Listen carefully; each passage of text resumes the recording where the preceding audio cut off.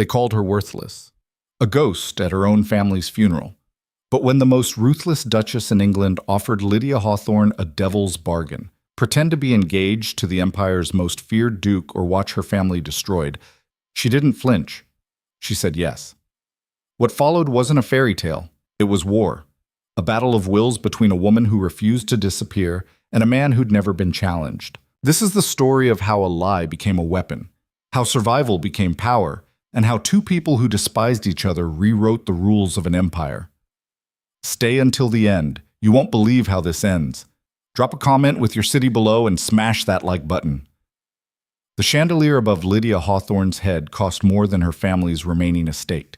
She knew this because she'd done the math 3 times while pretending to sip champagne she couldn't afford to replace if she spilled it. Around her, London's elite circulated like schools of glittering fish, their laughter sharp as broken glass, their jewels catching light she no longer belonged to. She was a ghost at a party for the living.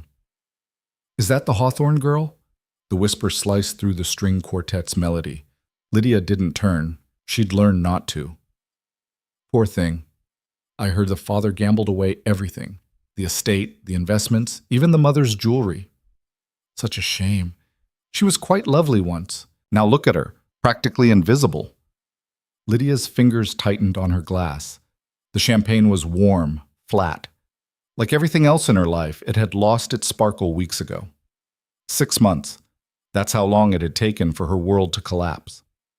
6 months since her father's hand started shaking over breakfast, since the creditors began appearing at dawn, since the servants stopped meeting her eyes. 6 months since Marcus Pemberton, her fiancé, her future, her escape, had sent a brief, brutal letter ending their engagement. Under the circumstances, he'd written, "I must consider my family's position. Translation, you're poison now. Don't touch me." The Hawthornes had been old money, the kind of family that didn't flaunt wealth because they'd never needed to. Lydia's grandfather had built railways. Her grandmother had hosted queens. Her father had been a respected banker, trusted with fortunes. Until he wasn't. The gambling debts came first, quiet, manageable. Then the bad investments, the desperate attempts to recover losses, the lies that compounded into catastrophe. By the time the truth emerged, the Hawthorne fortune was a smoking crater, and Lydia's father was a broken man who spent his days staring at walls. Her mother pretended nothing had changed. She still dressed for dinner, still arranged flowers no one saw, still spoke of next season as if there would be one. Lydia had stopped correcting her. "Miss Hawthorne." The voice was cultured, female, and entirely unfamiliar. Lydia turned. The woman before her was perhaps 50, dressed in deep emerald silk that made her silver hair look like moonlight. She was handsome rather than beautiful, all sharp angles and sharper eyes. Everything about her screamed power, from the flawless posture to the way other guests subtly adjusted their positions to give her space. "Lady Ashford," Lydia said, recognizing her from the society pages. The Dowager Duchess of Ashford. Widow of the late Duke, mother to the current one. A woman who'd held more political influence than half of Parliament. "Walk with me." It wasn't a request. They moved toward the terrace, away from the crowd. The April air was cool, carrying the scent of early roses. Below, London sprawled like a jewel box, all lights and promises. "You're wondering why I'm speaking to you," Lady Ashford said. "I'm wondering why you know who I am." A slight smile. "I make it my business to know interesting people." "I'm the opposite of interesting. I'm a cautionary tale." "Exactly." Lady Ashford stopped at the marble balustrade, her gaze fixed on the garden below. "Tell me, Miss Hawthorne, what would you do to save your family?" Lydia's heart stumbled. "I don't understand." "Your father owes a great deal of money to some very patient creditors. That patience is ending. In 3 weeks, your estate will be seized. Your mother will have nothing. Your younger sister, Charlotte, isn't it, will have no dowry, no prospects, no future. You'll all be turned out." The words landed like blows. Lydia had known it was bad, but 3 weeks? "Why are you telling me this?" "Because I'm offering you a choice." Lady Ashford turned, and her eyes were the cold gray of winter skies. "Disappear into poverty and ruin, forgotten by everyone who once knew your name. Or help me with a problem, and in return, I'll make your family's debts vanish." Lydia's mouth went dry. What kind of problem? My son. The Duke? Duke Adrian Blackmore, yes. Perhaps you've heard of him. Everyone had heard of Adrian Blackmore, the Duke of Thornwick, 32 years old, unmarried, and utterly terrifying. He'd inherited young after his father's sudden death and had spent the last decade transforming a struggling dukedom into an empire. Railroads, shipping, steel mills, he owned them all. But it wasn't his wealth that made people nervous. It was his reputation. Adrian Blackmore was known for three things: brilliant strategy, absolute control, and a complete absence of mercy. He didn't negotiate, he dominated. He didn't forgive, he destroyed. Men who crossed him found themselves ruined. Women who tried to trap him into marriage found themselves socially obliterated. I don't see how I could possibly help with the Duke, Lydia said carefully. He's being difficult about marriage. Lydia almost laughed. Every unmarried woman in England would marry him tomorrow. Yes, and that's the problem. He knows it. He views every woman as a potential threat, every conversation as a manipulation, every smile as a trap. He's become impossible to approach. So, you want me to… what? Convince him to marry? I want you to pretend to be engaged to him. The words hung in the air like smoke. Lydia stared. That's insane. Is it? You need money desperately. He needs a shield against the marriage-minded mothers who stalk him at every event. A false engagement solves both problems. He'd never agree to this. He already has. Lydia's world tilted. What? Lady Ashford's smile was thin. Adrian doesn't know the specifics yet. He doesn't know it's you, but he's agreed to the concept, a temporary, mutually beneficial arrangement to stop the constant attempts at entrapment. 6 months, perhaps a year. Then a quiet, amicable separation. Everyone saves face. Why me? Because you're desperate enough to say yes, clever enough to be convincing, and invisible enough that no one will question why he chose you. You're not a threat. You won't develop real feelings and complicate things. You're perfect precisely because you're nobody. The insult was delivered without malice, which somehow made it worse. And if I refuse? Then refuse. Watch your mother lose her mind as she loses her home. Watch your sister's chances die. Watch yourself fade into nothing, a cautionary tale whispered at parties, just like you said. Or, Lady Ashford stepped closer. Accept my offer. Play a role for a few months. Let society think the Duke of Thornwick chose you. Your family's debts will disappear. Your sister will have a season. Your mother will have security. And when it ends, you'll receive a settlement generous enough to live comfortably for the rest of your life. Lydia's mind raced. This was madness. Fraud. Deception on a scale that could destroy her if discovered. But what did she have left to destroy? What if he hates me? She asked. He probably will. Adrian hates most people. What if I can't convince anyone we're really engaged? Then you'll fail and you'll lose everything. But you're losing everything anyway, aren't you? The truth of it settled like ice in Lydia's chest. She thought of her father's vacant eyes, her mother's desperate pretense, Charlotte's fading smile. She thought of the estate being seized, the furniture auctioned, the family name becoming synonymous with failure. She thought of Marcus Pemberton's letter. I must consider my family's position. Everyone had abandoned them. Everyone. When would this start? Lydia heard herself ask. Tomorrow. There's a dinner party at Thornwick House. You'll attend as my guest. I'll introduce you to Adrian. The rest is up to you. He'll see through this immediately. Probably. Which is why you'll need to be extraordinary. Can you do that, Miss Hawthorne? Can you be extraordinary instead of invisible?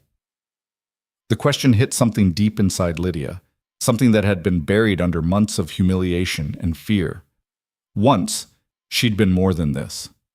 Once, she'd had a voice, a presence, a future. The girl who'd debated politics with her father, who'd run her mother's charity events, who'd believed she could be something beyond ornamental. That girl was still in there somewhere. Yes, Lydia said, I can. Lady Ashford's smile was approving. Good. Wear something striking tomorrow. You're about to stop being invisible. Thornwick House rose from Belgravia like a fortress, all gray stone and iron gates. As Lydia's borrowed carriage approached, she felt her courage wavering. This was real. This was happening. Lady Ashford had sent her a dress, deep sapphire silk that made her dark hair and pale skin dramatic rather than washed out. The neckline was lower than Lydia usually wore, the fit more daring. She looked like someone confident, someone who belonged. The illusion might last 5 minutes. A butler led her through marble halls hung with portraits of severe-looking blackamoors. The house was beautiful, in a cold, perfect way. Every surface gleamed, every flower arrangement looked professionally staged. Nothing was out of place. Nothing felt alive. Miss Hawthorne's, Lady Ashford appeared in an upstairs gallery, dressed in black velvet. You look perfect. Remember, be yourself, but sharper. Adrian respects intelligence and honesty. He despises simpering. What if he simply refuses? What if he takes one look at me and ends this before it starts? Then you'll have to convince him otherwise. Lady Ashford's eyes glittered. You have one advantage. He's expecting to hate this. Surprise him. They descended to a private drawing room. Through the doorway, Lydia could see a handful of guests, all older, all clearly important. Politicians, she guessed. Business partners. And there, by the fireplace, was Adrian Blackmore. He was taller than she'd expected, broad-shouldered and perfectly tailored black. His hair was dark, swept back from a face that was all hard angles, strong jaw, sharp cheekbones, a mouth that looked unused to smiling. But it was his eyes that stopped her. Gray, like his mother's, but colder. Calculating. He was listening to an elderly man describe some legislative matter, his attention absolute. When he responded, his voice was low, precise, utterly confident. He spoke like someone who'd never been contradicted. This was a mistake. A terrible, catastrophic mistake. Lady Ashford swept into the room. Gentlemen, may I introduce Miss Lydia Hawthorne? Adrian's gaze shifted to her, and Lydia felt it like a physical force, analytical, dissecting, categorizing. She saw the exact moment he recognized her family name, saw the slight narrowing of his eyes, the microscopic adjustment of his posture. He knew she was ruined. Everyone did. Miss Hawthorne, he said coolly, I wasn't aware you were in town. Translation. Why are you here? Lady Ashford smiled. I thought it time Adrian met his fiancée. The room went silent. Adrian's expression didn't change, but something dangerous flickered in his eyes. Mother, a word. Of course, darling, but first, let's give our guests a moment to congratulate you both. The elderly politicians converged with practiced enthusiasm, offering congratulations that sounded hollow. Lydia shook hands, murmured thank yous, felt herself drowning. Adrian watched it all with the same expression one might watch a mildly interesting insect. When the guests finally dispersed toward the dining room, he turned to his mother. His voice was barely above a whisper, but it cut like a blade. What have you done?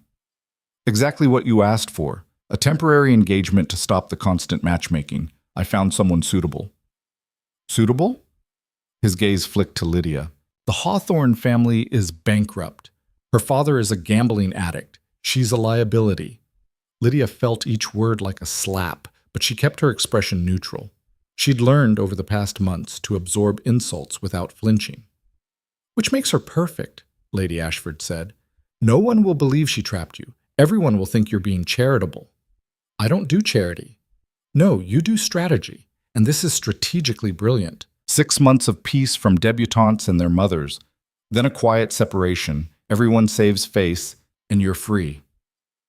Adrian looked at Lydia again, and this time she met his eyes directly. Let him see her. Let him judge. Did you agree to this? He asked her.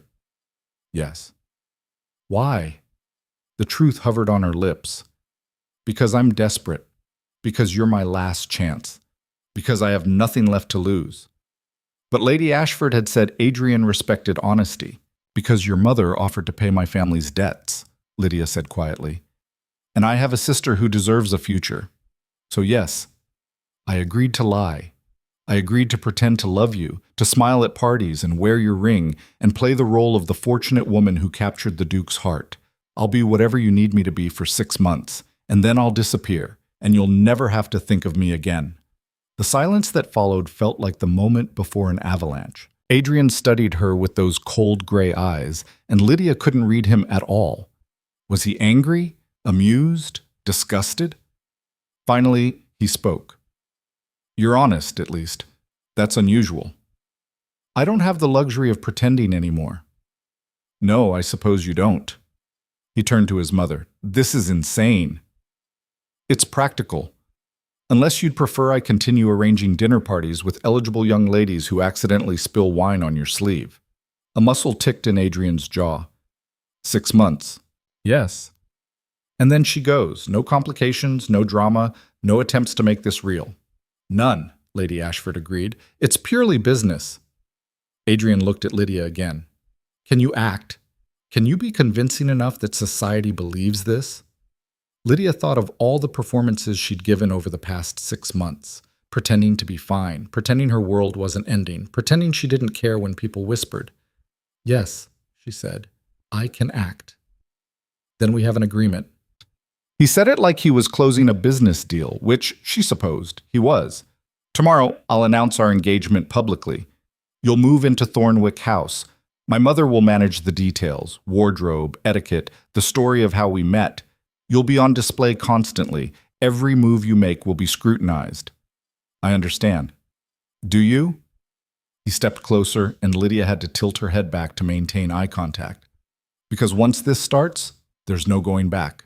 If you fail, if you break character even once, both our reputations suffer. I don't tolerate failure, Miss Hawthorne. Neither do I, Your Grace. Something flickered in his expression, surprise maybe, or respect. It was gone too quickly to tell. Then welcome to Thornwick House, he said coldly. Try not to embarrass me.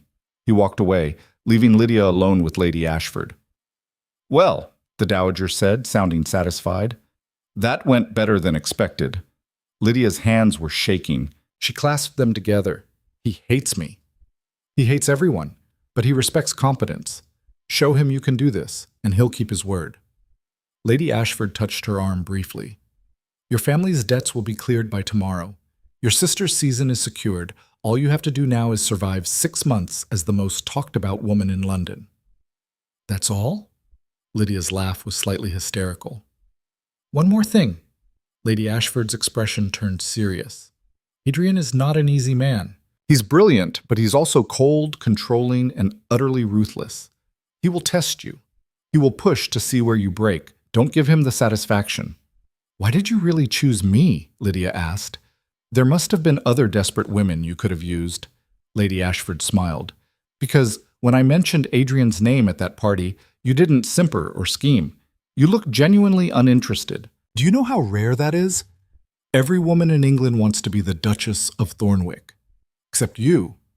You wanted to survive. That honesty might be the only thing my son respects. She left Lydia in the drawing room, alone with her thoughts and her terror. Through the doorway, she could see Adrian in the dining room, speaking with his guests. He moved through the conversation like a chess player, anticipating moves, controlling outcomes. Everything about him screamed danger. And for the next 6 months, she would have to stand beside him and convince the world she loved him. Lydia closed her eyes. Somewhere in the wreckage of the Hawthorne estate, her mother was sleeping peacefully for the first time in months, believing tomorrow would bring the same genteel poverty as yesterday. By tomorrow night, that would change. The debts would be cleared. Charlotte would have a chance, and Lydia would be engaged to the most feared man in England. She opened her eyes, straightened her spine, and walked into the dining room. Adrian glanced up as she entered, one eyebrow raised in silent question. Lydia smiled, not the simpering smile of a besotted debutante, but the cool, composed smile of a woman who knew exactly what game she was playing. His eyes narrowed slightly. Then he pulled out the chair beside him. Miss Hawthorne, he said, voice carrying across the room. Join us. It was a command, not an invitation.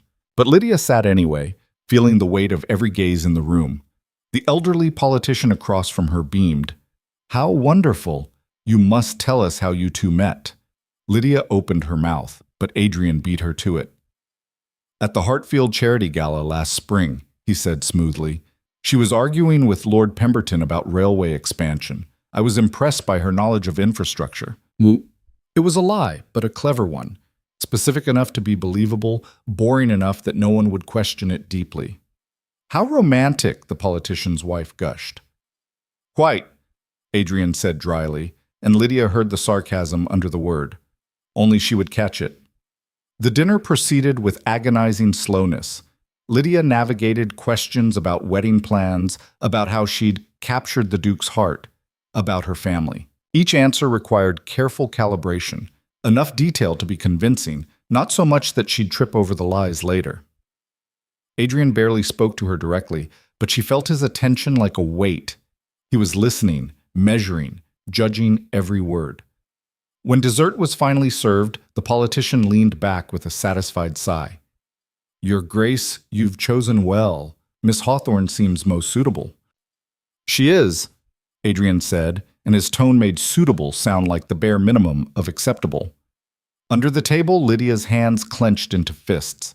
After the guests departed, Lady Ashford swept Lydia away to discuss practicalities, measurements for a new wardrobe, the schedule for the next week's social appearances, the cover story for how quickly the engagement had progressed. The announcement will be in tomorrow's papers, she said.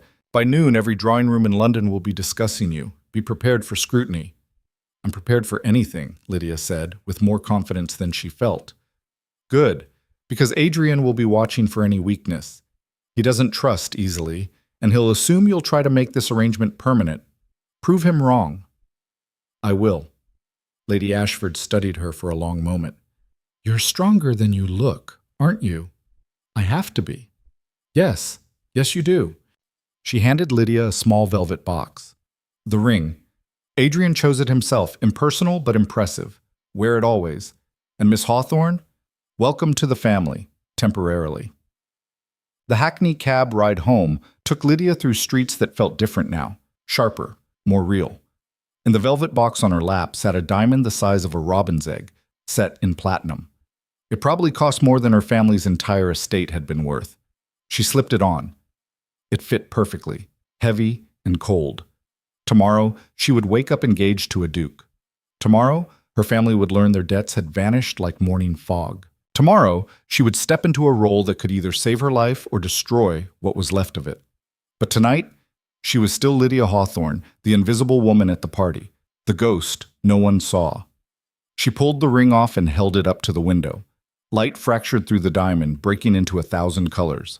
By this time tomorrow, everyone would see her. The question was, would they see a convincing lie? Or would they see the truth beneath? That she was a desperate woman playing a dangerous game with a man who showed no mercy. Lydia slipped the ring back on and watched London blur past.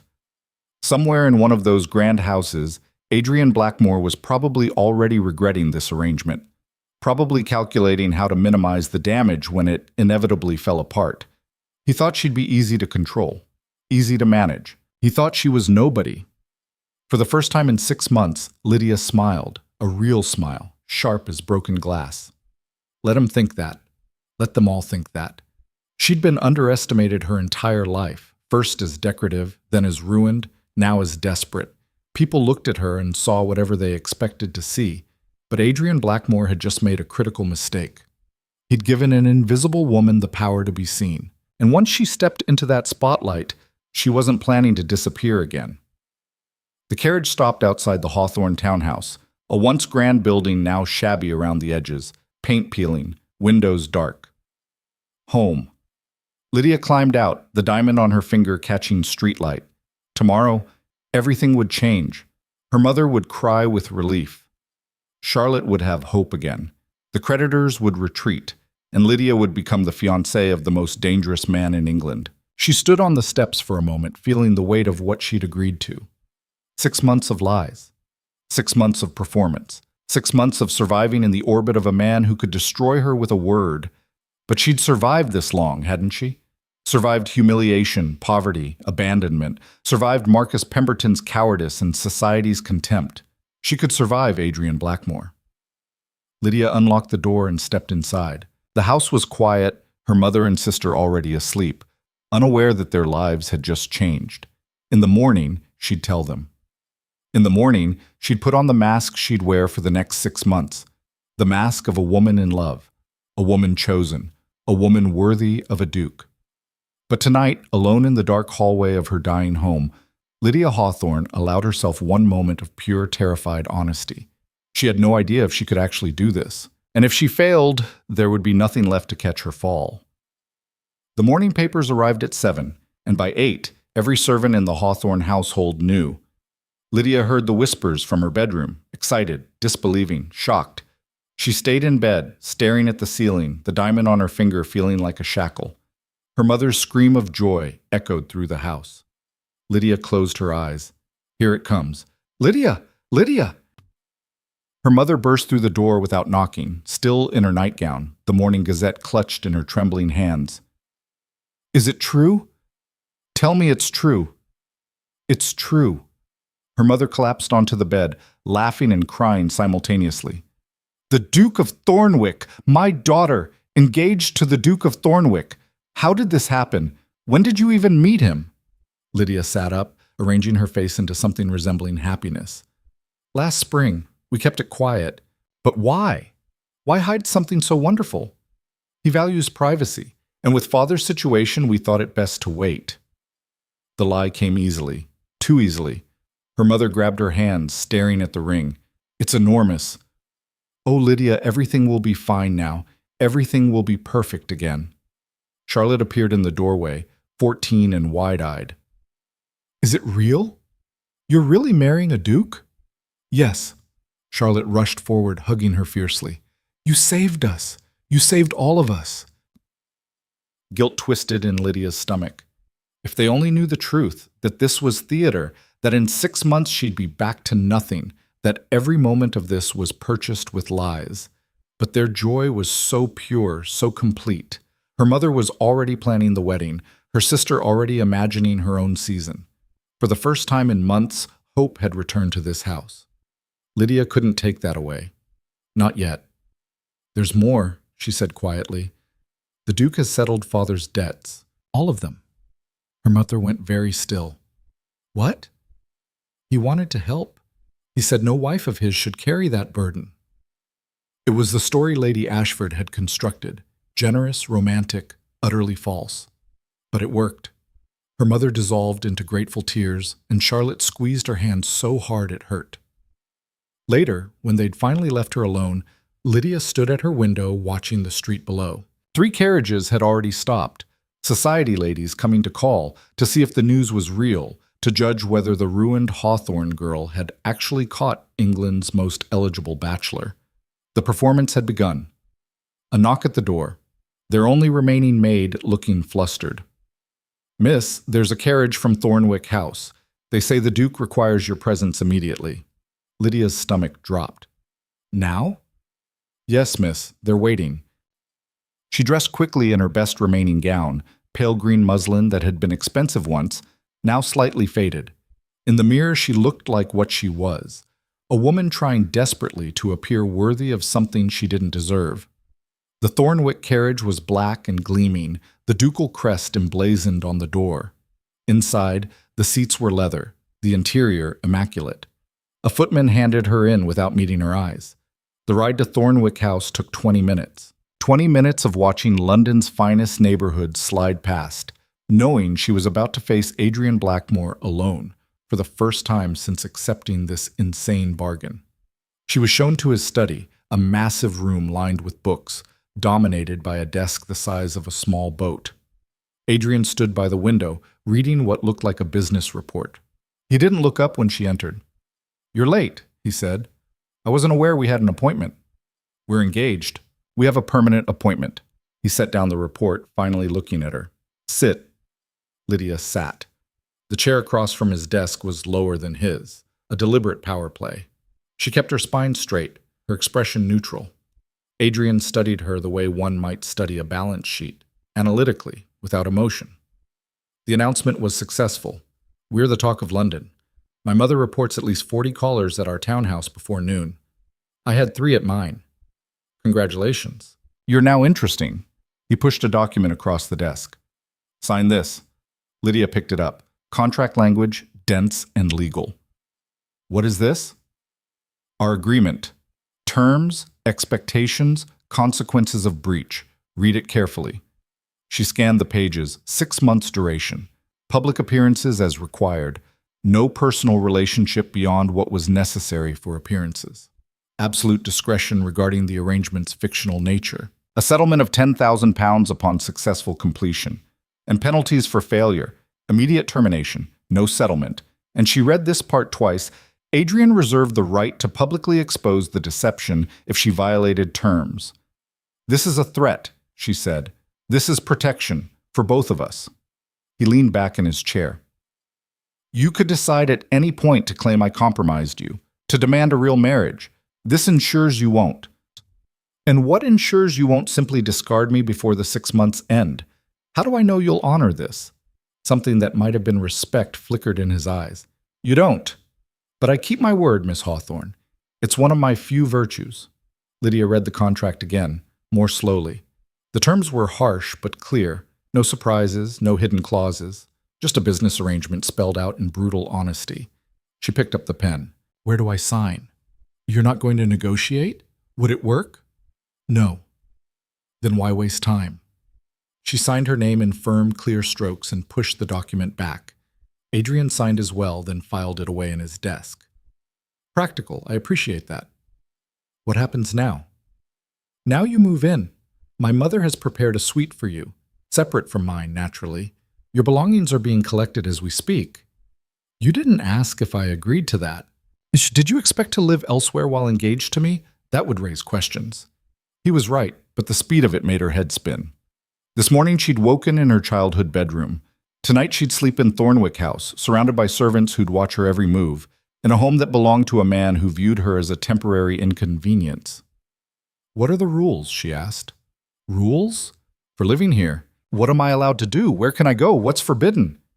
Adrian's expression turned cold. "You're not a prisoner, Miss Hawthorne. You're my fiancée. Act like it. Behave appropriately. Don't embarrass me. Beyond that, I don't care what you do." "What does behave appropriately mean to you?" "Don't steal the silver. Don't seduce the footman. Don't give interviews to gossip papers. Is that clear enough?" The contempt in his voice stung. "Perfectly." "Good. There's a dinner party tonight, the Ashworth's annual spring gala. We'll attend together. My mother will brief you on the guest list. These people are important to me professionally. Smile, be gracious. Don't say anything controversial." "Anything else? Should I curtsy when you enter a room? Walk 3 steps behind you?" His eyes narrowed. "Are you being sarcastic?" "I'm clarifying expectations, Your Grace. You seem to view me as either a performing monkey or a potential thief. I'd like to know which role I'm playing tonight." Silence fell like a guillotine blade. Adrian stood slowly, walked around the desk, and stopped directly in front of her chair. Lydia had to tilt her head back to maintain eye contact, and she hated the vulnerability of the position. "Let me be very clear," he said, voice soft and deadly. "I don't want you here. I agreed to this arrangement because my mother convinced me it was strategically sound, and I make decisions based on strategy, not emotion. You're a tool I'm using to solve a problem. That's all you are. That's all you'll ever be to me." Each word landed like a blow, but Lydia didn't flinch. "If you want to survive 6 months in this house," Adrian continued, "you'll remember that. Don't mistake proximity for intimacy. Don't confuse a business arrangement for courtship. And don't ever think you can speak to me the way you just did." Lydia stood, bringing them nearly face to face. She was tall for a woman, but he still had inches on her. She didn't care. "Then let me be equally clear, Your Grace. I'm not here by choice. I'm here because your mother bought me with my family's survival. You think I'm a tool? Fine. I think you're a tyrant who's so terrified of genuine human connection that you've built walls 10 feet thick and convinced yourself they're virtues. We're using each other. At least I'm honest about it." His hand shot out, gripping her wrist, not painfully, but firmly. "You're brave or stupid. I haven't decided which." "I'm desperate. That's far more dangerous than either." They stood there, locked in silent combat, his fingers warm against her pulse point. Lydia could feel her heart hammering but refused to look away. Finally, Adrian released her. "The dinner is at 8. Don't be late." He walked back to his desk, dismissing her completely. Lydia left before she could say something that would end this arrangement before it began. Outside the study, she found Lady Ashford waiting, looking amused. "I heard raised voices. Excellent." "Excellent? Adrian respects people who push back. Keep doing it." "He threatened me." "He threatens everyone. Did you back down? No. Then you're already doing better than most. Lady Ashford linked arms with her. Come, let me show you your rooms, and then we'll discuss tonight's performance. The suite prepared for Lydia was stunning. Bedroom, sitting room, and private bath, all decorated in soft blues and silvers. Through the windows, she could see manicured gardens stretching to a distant wall. This is too much, Lydia said. This is appropriate for a future duchess. Get used to it. Lady Ashford settled into a chair. Tonight will be your first real test. The Ashworths are old money, very influential. Their guest list will include ministers, industrialists, and at least a dozen people who'd love to see Adrian brought low. You'll be examined like a specimen under glass. What do they expect to see? A fortune hunter who trapped him, probably. Or a naive girl who'll be eaten alive. Prove them wrong. How? By being exactly what Adrian needs and doesn't know he wants. A partner who can match him intellectually, hold her own socially, and make him look better by association. Lady Ashford smiled. You studied political economy with your father, didn't you? Years ago, before he fell apart. But you remember, use it.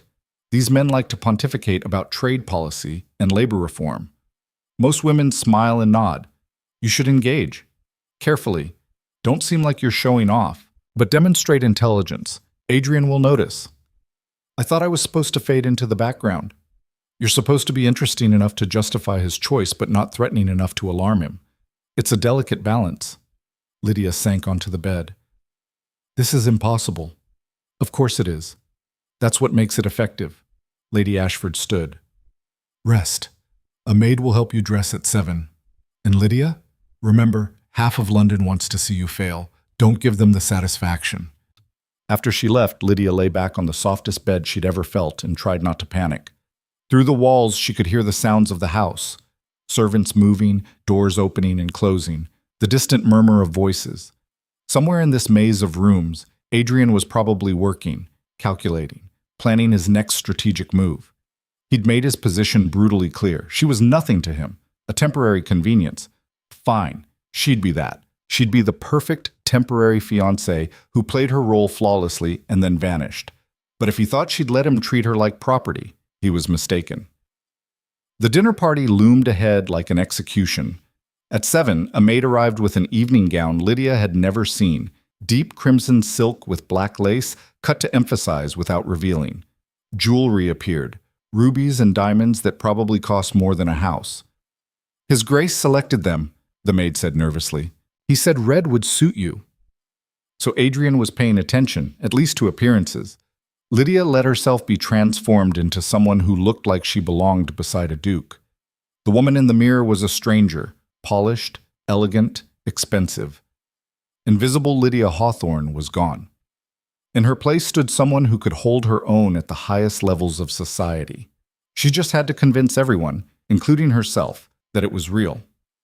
At 8 precisely, she descended the main staircase. Adrian waited in the foyer, devastating in formal black. He looked up as she approached, and something unreadable crossed his face. You look acceptable, he said. You look like you're attending a funeral. His mouth twitched, almost a smile. Almost. My carriage awaits, Miss Hawthorne. Shall we begin our performance? He offered his arm. Lydia took it, feeling the solid muscle beneath expensive fabric. Just one question, she said quietly as they walked toward the door. Are you going to be this hostile all evening, or is this just for me? I'm never hostile, I'm pragmatic. That's what cruel people call cruelty. He stopped, turning to face her. You don't know me well enough to judge what I am. You're right. I only know what you've shown me, a man who views people as tools and emotions as weakness. But perhaps that's exactly what you want me to see. Adrian's eyes narrowed. Why would I want that? Because it's safer than being known, easier than being vulnerable. You hide behind strategy and control because the alternative terrifies you. For a moment, genuine anger flashed across his face. Then it was gone, replaced by that cold mask. You have no idea what you're talking about. Don't I? I've spent 6 months watching my world collapse. I know what it's like to build walls just to survive. The difference is, I'm willing to admit it. She walked past him toward the waiting carriage, leaving him standing in the foyer. The ride to the Ashworth estate was silent. Adrian stared out the window, his jaw tight. Lydia studied the opposite window, her heart pounding. That was stupid. Suicidal, even. Antagonizing him would only make this harder. But she couldn't help it. His condescension, his certainty that he understood her when he'd never bothered to actually see her, it ignited something she'd thought the past 6 months had extinguished. Pride, anger, the refusal to be diminished. "You're not what I expected," Adrian said suddenly. Lydia turned. "What did you expect?" "Someone grateful, compliant, eager to please." "I am grateful. Your money saved my family. But gratitude doesn't mean I'll let you treat me like I'm nothing." "I never said you were nothing." "You didn't have to. Every word, every look, every dismissal says it clearly enough." Adrian leaned forward slightly, his gaze intense. "Then let me say this clearly. I think you're brave, possibly brilliant, and absolutely infuriating. I think you're playing a role you hate because you have no choice. And I think that makes you more interesting than half the women I've met. But none of that changes our arrangement. 6 months. Then you go. Don't make this complicated." The carriage stopped before Lydia could respond. Ashworth House blazed with light and carriages lined the drive. Adrian stepped out, then turned to help her down. His hand was warm, steady. "Remember," he said quietly, "they're watching everything. Smile. Look at me like you're in love. Can you do that?" Lydia met his eyes and forced herself to soften her expression, to let warmth she didn't feel show through. "How's this?" she asked. Something shifted in his face. Surprise, or maybe appreciation. "Perfect. Keep that up all night." They walked in together, and the party parted like water around a ship. Lord Ashworth greeted them with booming enthusiasm. "Blackmore and the famous Miss Hawthorne. We're all dying to meet the woman who finally caught you." "She's exceptional," Adrian said smoothly, his hand settling possessively on Lydia's waist. "I'm the fortunate one." It was such an obvious lie that Lydia almost laughed, but she played along, smiling up at him with practiced adoration. The evening became a blur of introductions, congratulations, and barely disguised judgment. Women circled her with predatory interest, asking pointed questions about how they'd met, how long they'd been acquainted, whether the wedding would be soon. "We're taking our time," Lydia said sweetly. "No need to rush something so important." Translation: Stop fishing for scandal. There isn't any. The men were worse. They assessed her like livestock, too thin, not beautiful enough, clearly marrying above her station. One elderly earl actually asked Adrian if he was certain about his choice.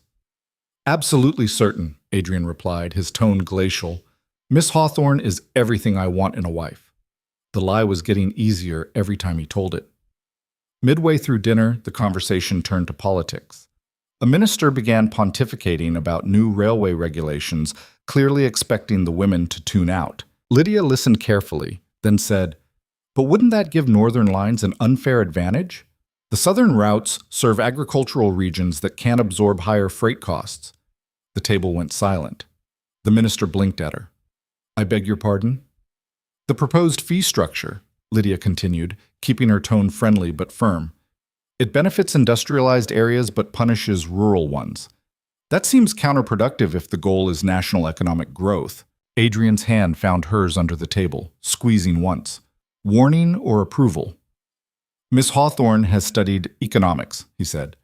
"Her insights are often quite valuable." It was the first genuine compliment he'd given her. The minister recovered, engaging her in actual debate.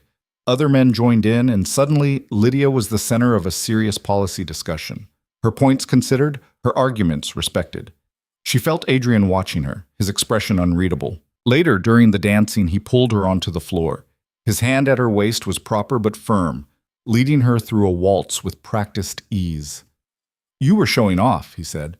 "I was contributing to conversation. There's a difference. You made half those men look foolish." "They made themselves look foolish by assuming I was decorative." Adrian's lips curved, a real smile, small but genuine. "You enjoyed that." "Shouldn't I? You told me to make you look good by association. Marrying someone intelligent makes you look discerning, or like I'm being manipulated by a clever woman." "Are you worried they'll think that?" His smile faded. "I'm worried you'll forget this isn't real." Lydia met his eyes directly. I won't. But I also won't pretend to be stupid just to make you comfortable. If you wanted a silent ornament, you should have chosen someone else. I didn't choose you, my mother did. Then complain to her. I'm just doing what I was hired to do. The music swelled around them, and they moved in perfect synchronization despite the tension crackling between them. You're different when you argue, Adrian said quietly. More alive. It suits you. Most people prefer me silent and compliant. I'm not most people. No, you're the man who thinks emotions are weaknesses and people are tools. And you're the woman who thinks she understands me after one day. I understand that you're alone by choice, that you've convinced yourself it's strength when it's really just fear. Adrian's grip tightened. Stop. Why? Because I'm right? Because it's uncomfortable to be seen. The song ended. Adrian released her immediately, stepping back. We should circulate, he said coldly. Separately. Meet me by the entrance in an hour. He walked away before she could respond, leaving her alone on the dance floor. Lydia took a breath, steadying herself. That was too far. She'd pushed too hard, exposed too much of her own anger. But the truth in her words hung between them like smoke. The rest of the evening was torture. Lydia smiled through endless small talk, accepted congratulations she didn't deserve, and watched Adrian work the room with calculated charm that never touched his eyes. He was brilliant at this, making people feel important, securing alliances, projecting absolute control.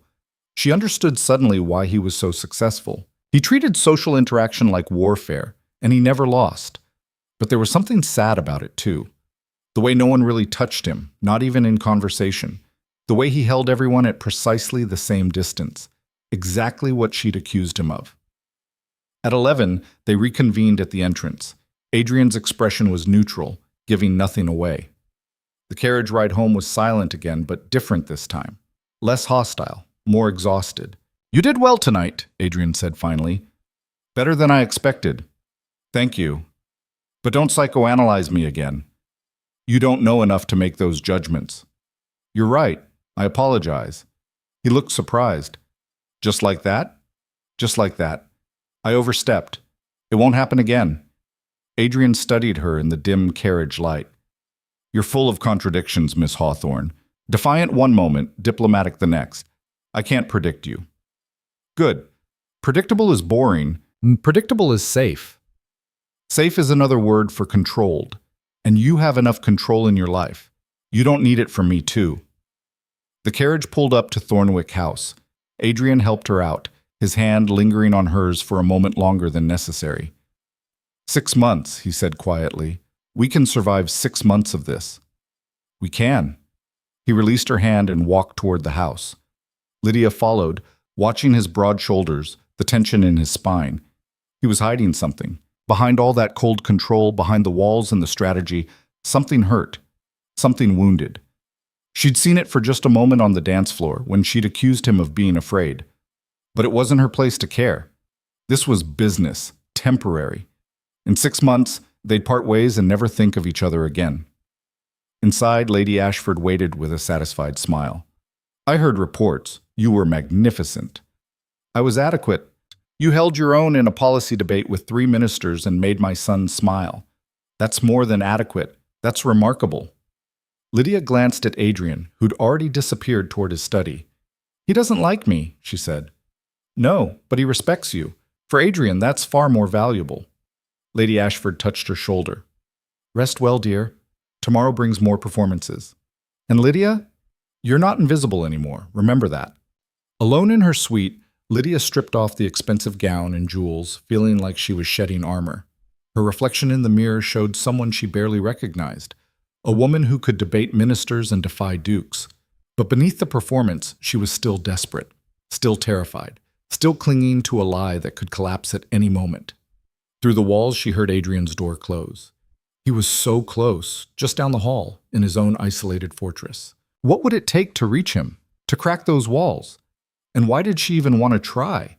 Lydia climbed into bed, surrounded by luxury she'd never keep, playing a role that would end in 6 months.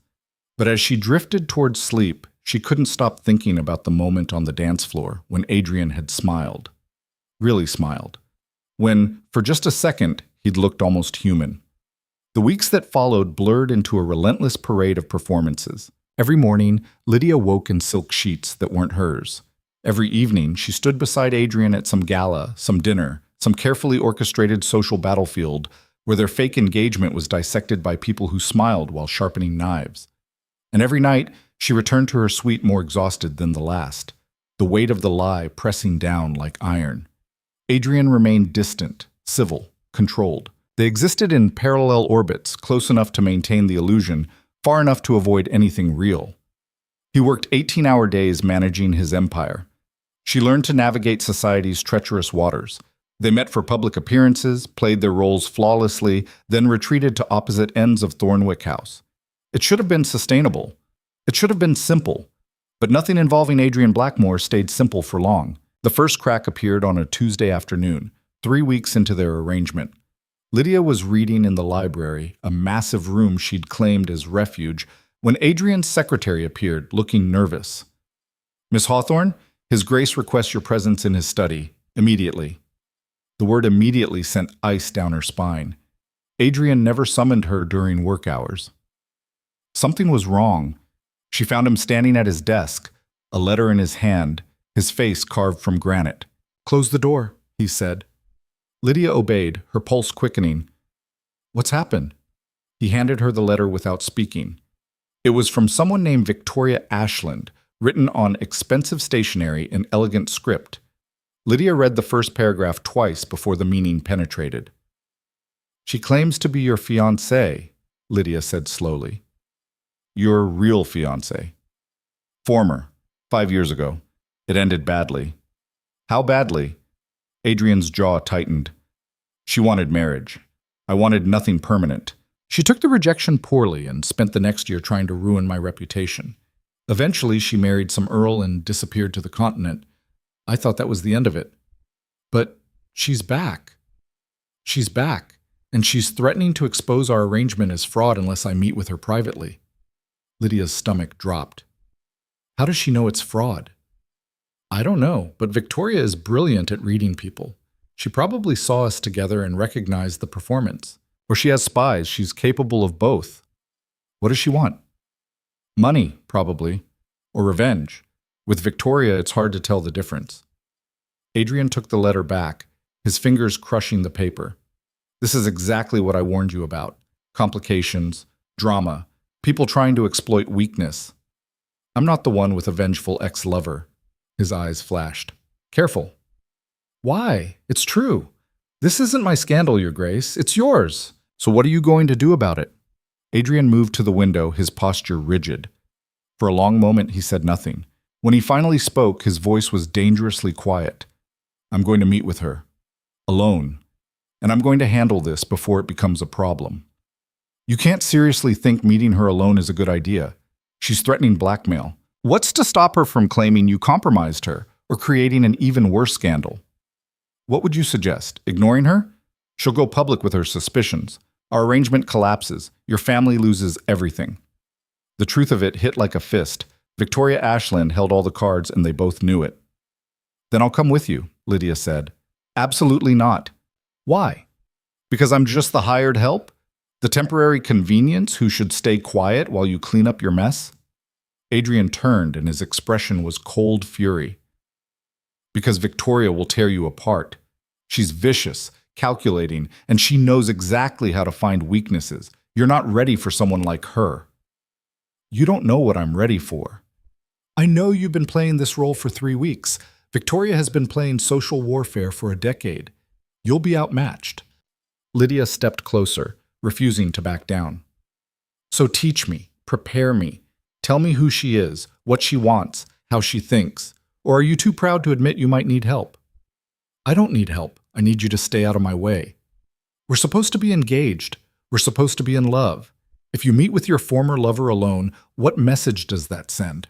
That your fiancé isn't important enough to include? That you're hiding something?" Adrian's hands clenched at his sides. She'd struck a nerve. "If I'm there," Lydia continued, voice steady, "it sends a different message. That we're united. That whatever she's threatening doesn't scare us because we have nothing to hide. We have everything to hide. Then we lie better, Together. Isn't that the whole point of this arrangement? Silence stretched between them, taut as a wire. Finally, Adrian exhaled. Fine, but you follow my lead. You don't speak unless I indicate you should. And if things turn dangerous, you leave immediately. Understood? Understood? Victoria suggested meeting at the Belmont Tea Room tomorrow at 3. Public enough to prevent outright scandal, private enough for honest conversation. His expression darkened. Or as honest as Victoria is capable of. Tell me about her, Lydia said. Everything. Adrian returned to his desk, pouring himself whiskey despite the early hour. Victoria Ashland is beautiful, brilliant, and utterly ruthless. She comes from minor nobility, but clawed her way into the highest circles through charm and strategic marriages. When we met, I was 27, newly titled, overwhelmed by my father's death and the dukedom's responsibilities. She offered companionship. I accepted. You loved her.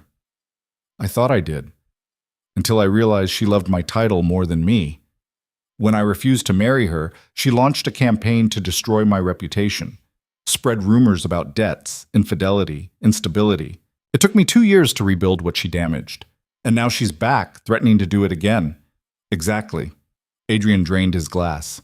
Which is why tomorrow, we give the performance of our lives. Victoria needs to believe this engagement is real. Completely, unquestionably real. Can you do that? Lydia thought of the past 3 weeks, the parties, the smiles, the careful choreography of affection. She'd gotten better at the performance, but Victoria Ashland wouldn't be fooled by surface gestures. What does real look like? She asked. Adrian's gaze locked onto hers. Convincing her we're in love means more than holding hands and smiling. It means looking at each other like we're the only people in the room, touching without thinking, finishing each other's sentences, small intimacies that can't be faked. But we barely know each other. Then we have until tomorrow to change that. He stood, his expression shifting to something almost determined. Tonight we have dinner. Here, alone. No servants, no performances, just conversation. Why? Because Victoria will ask questions only a real couple could answer. How we spend our evenings, what we talk about, what makes us laugh. If we can't answer convincingly, she'll know. It made terrible, perfect sense. What time? Lydia asked. 7, and Miss Hawthorne? Bring your sharp tongue. I'm going to need it. That evening, Lydia found Adrian in the small dining room, not the grand formal space, but an intimate room she hadn't known existed. A table set for 2, candles already lit, food prepared but no servants in sight. You dismiss the staff, she observed. They gossip. This needed to be private. He pulled out her chair. Sit. We have work to do. The meal was simple. Roasted chicken, vegetables, wine. They ate in silence for a few minutes, the awkwardness thick as fog. This is absurd, Lydia said finally. We're sitting here like strangers at a funeral. Then talk. Tell me something real. What do you want to know? Anything. Everything. What you were like before your father's collapse. What you wanted from life. Who you were when you weren't desperate. The question caught her off guard.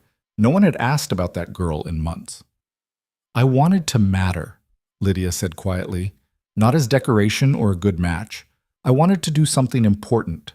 My father used to take me to his bank meetings when I was young. I'd sit in the corner listening to them discuss investments and loans and economic policy. I loved it. The logic, the strategy, the way money could build or destroy. I thought maybe I could work with him someday, help manage the business. What stopped you? Reality. Women don't run banks. We marry men who do, and we smile while they make all the decisions. She met his eyes. Sound familiar? Adrian's mouth curved slightly. Touché. What else? I love music, piano specifically. I was good, really good.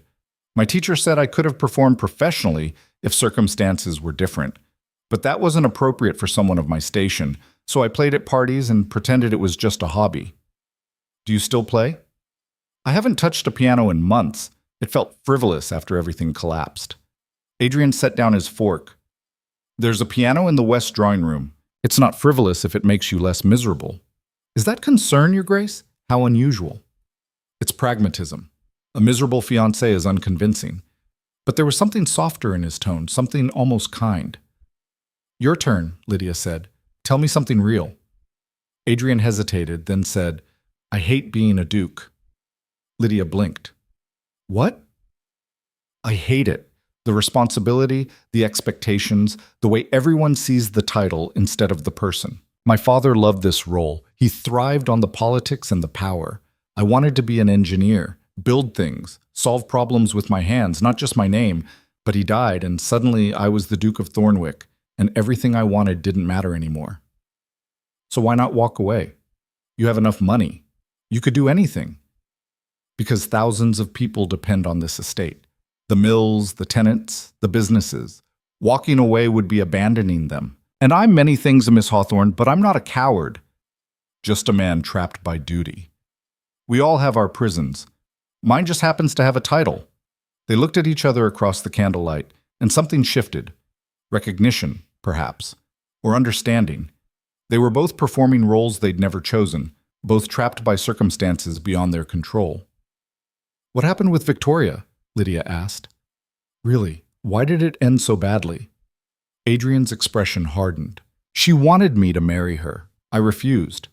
She claimed I'd compromised her reputation, that I owed her a proposal. When I still refused, she tried to force my hand by spreading rumors that we'd been intimate, that I'd promised marriage and then discarded her.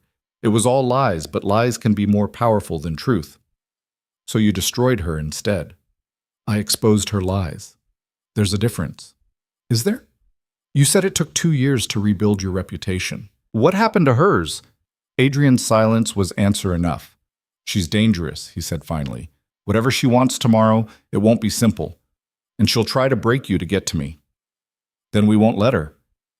"You say that like it's easy." "It's not. But we don't have a choice." Lydia leaned forward. "Tell me how to beat her. What are her weaknesses?" "Pride. Victoria can't resist showing how clever she is. If we can make her overconfident, she might reveal too much. Then that's what we'll do. We'll give her a perfect performance. Make her believe we're so secure, so genuinely in love, that threatening us is pointless." Adrian studied her, something like admiration in his eyes. "You're getting better at this. The strategy, the deception. Should I be worried?" "Probably. I'm learning from the best." His laugh was unexpected, genuine. "Careful, Miss Hawthorne. Compliments might give me ideas." "What kind of ideas?" "That you're more than just a convenient fiction. That you might actually be someone worth knowing." The words hung between them, more dangerous than any threat from Victoria. "Don't," Lydia said quietly. "Don't make this complicated." "Too late. It's been complicated since the moment you called me a tyrant in my own study." "You are a tyrant, and you're infuriating. We're well matched in our mutual irritation." They smiled at each other, and for a moment the performance fell away. Just two people, exhausted and trapped, and trying to survive. The moment broke when Adrian's pocket watch chimed 9. "We should prepare for tomorrow," he said, standing. "Victoria will arrive armed with questions. We need answers that sound natural, unrehearsed." They spent the next 2 hours fabricating their love story, how they'd met, actually at the Hartfield Gala, not the fabricated version, but with details added. The first conversation, the gradual courtship, the moment Adrian proposed. They rehearsed anecdotes, invented private jokes, built a relationship out of strategic lies. By midnight, Lydia's head ached from the effort. "Will it be enough?" she asked. "It has to be." Adrian walked her to her suite. "Get some rest. Tomorrow will be brutal." "Adrian." She used his name deliberately, testing it. What if she's bluffing? What if she has no real proof? Victoria doesn't bluff. If she's threatening exposure, she knows something. We just need to figure out what. He left her at her door, and Lydia watched him disappear down the hallway. She should sleep. She should prepare. Instead, she went to the west drawing room and found the piano. It was a beautiful instrument, grand, perfectly maintained, waiting. Her fingers found the keys like coming home. She played without thinking, letting muscle memory guide her through pieces she'd learned as a girl. Chopin, Beethoven, melodies that had once been her escape. She didn't hear Adrian enter until he spoke.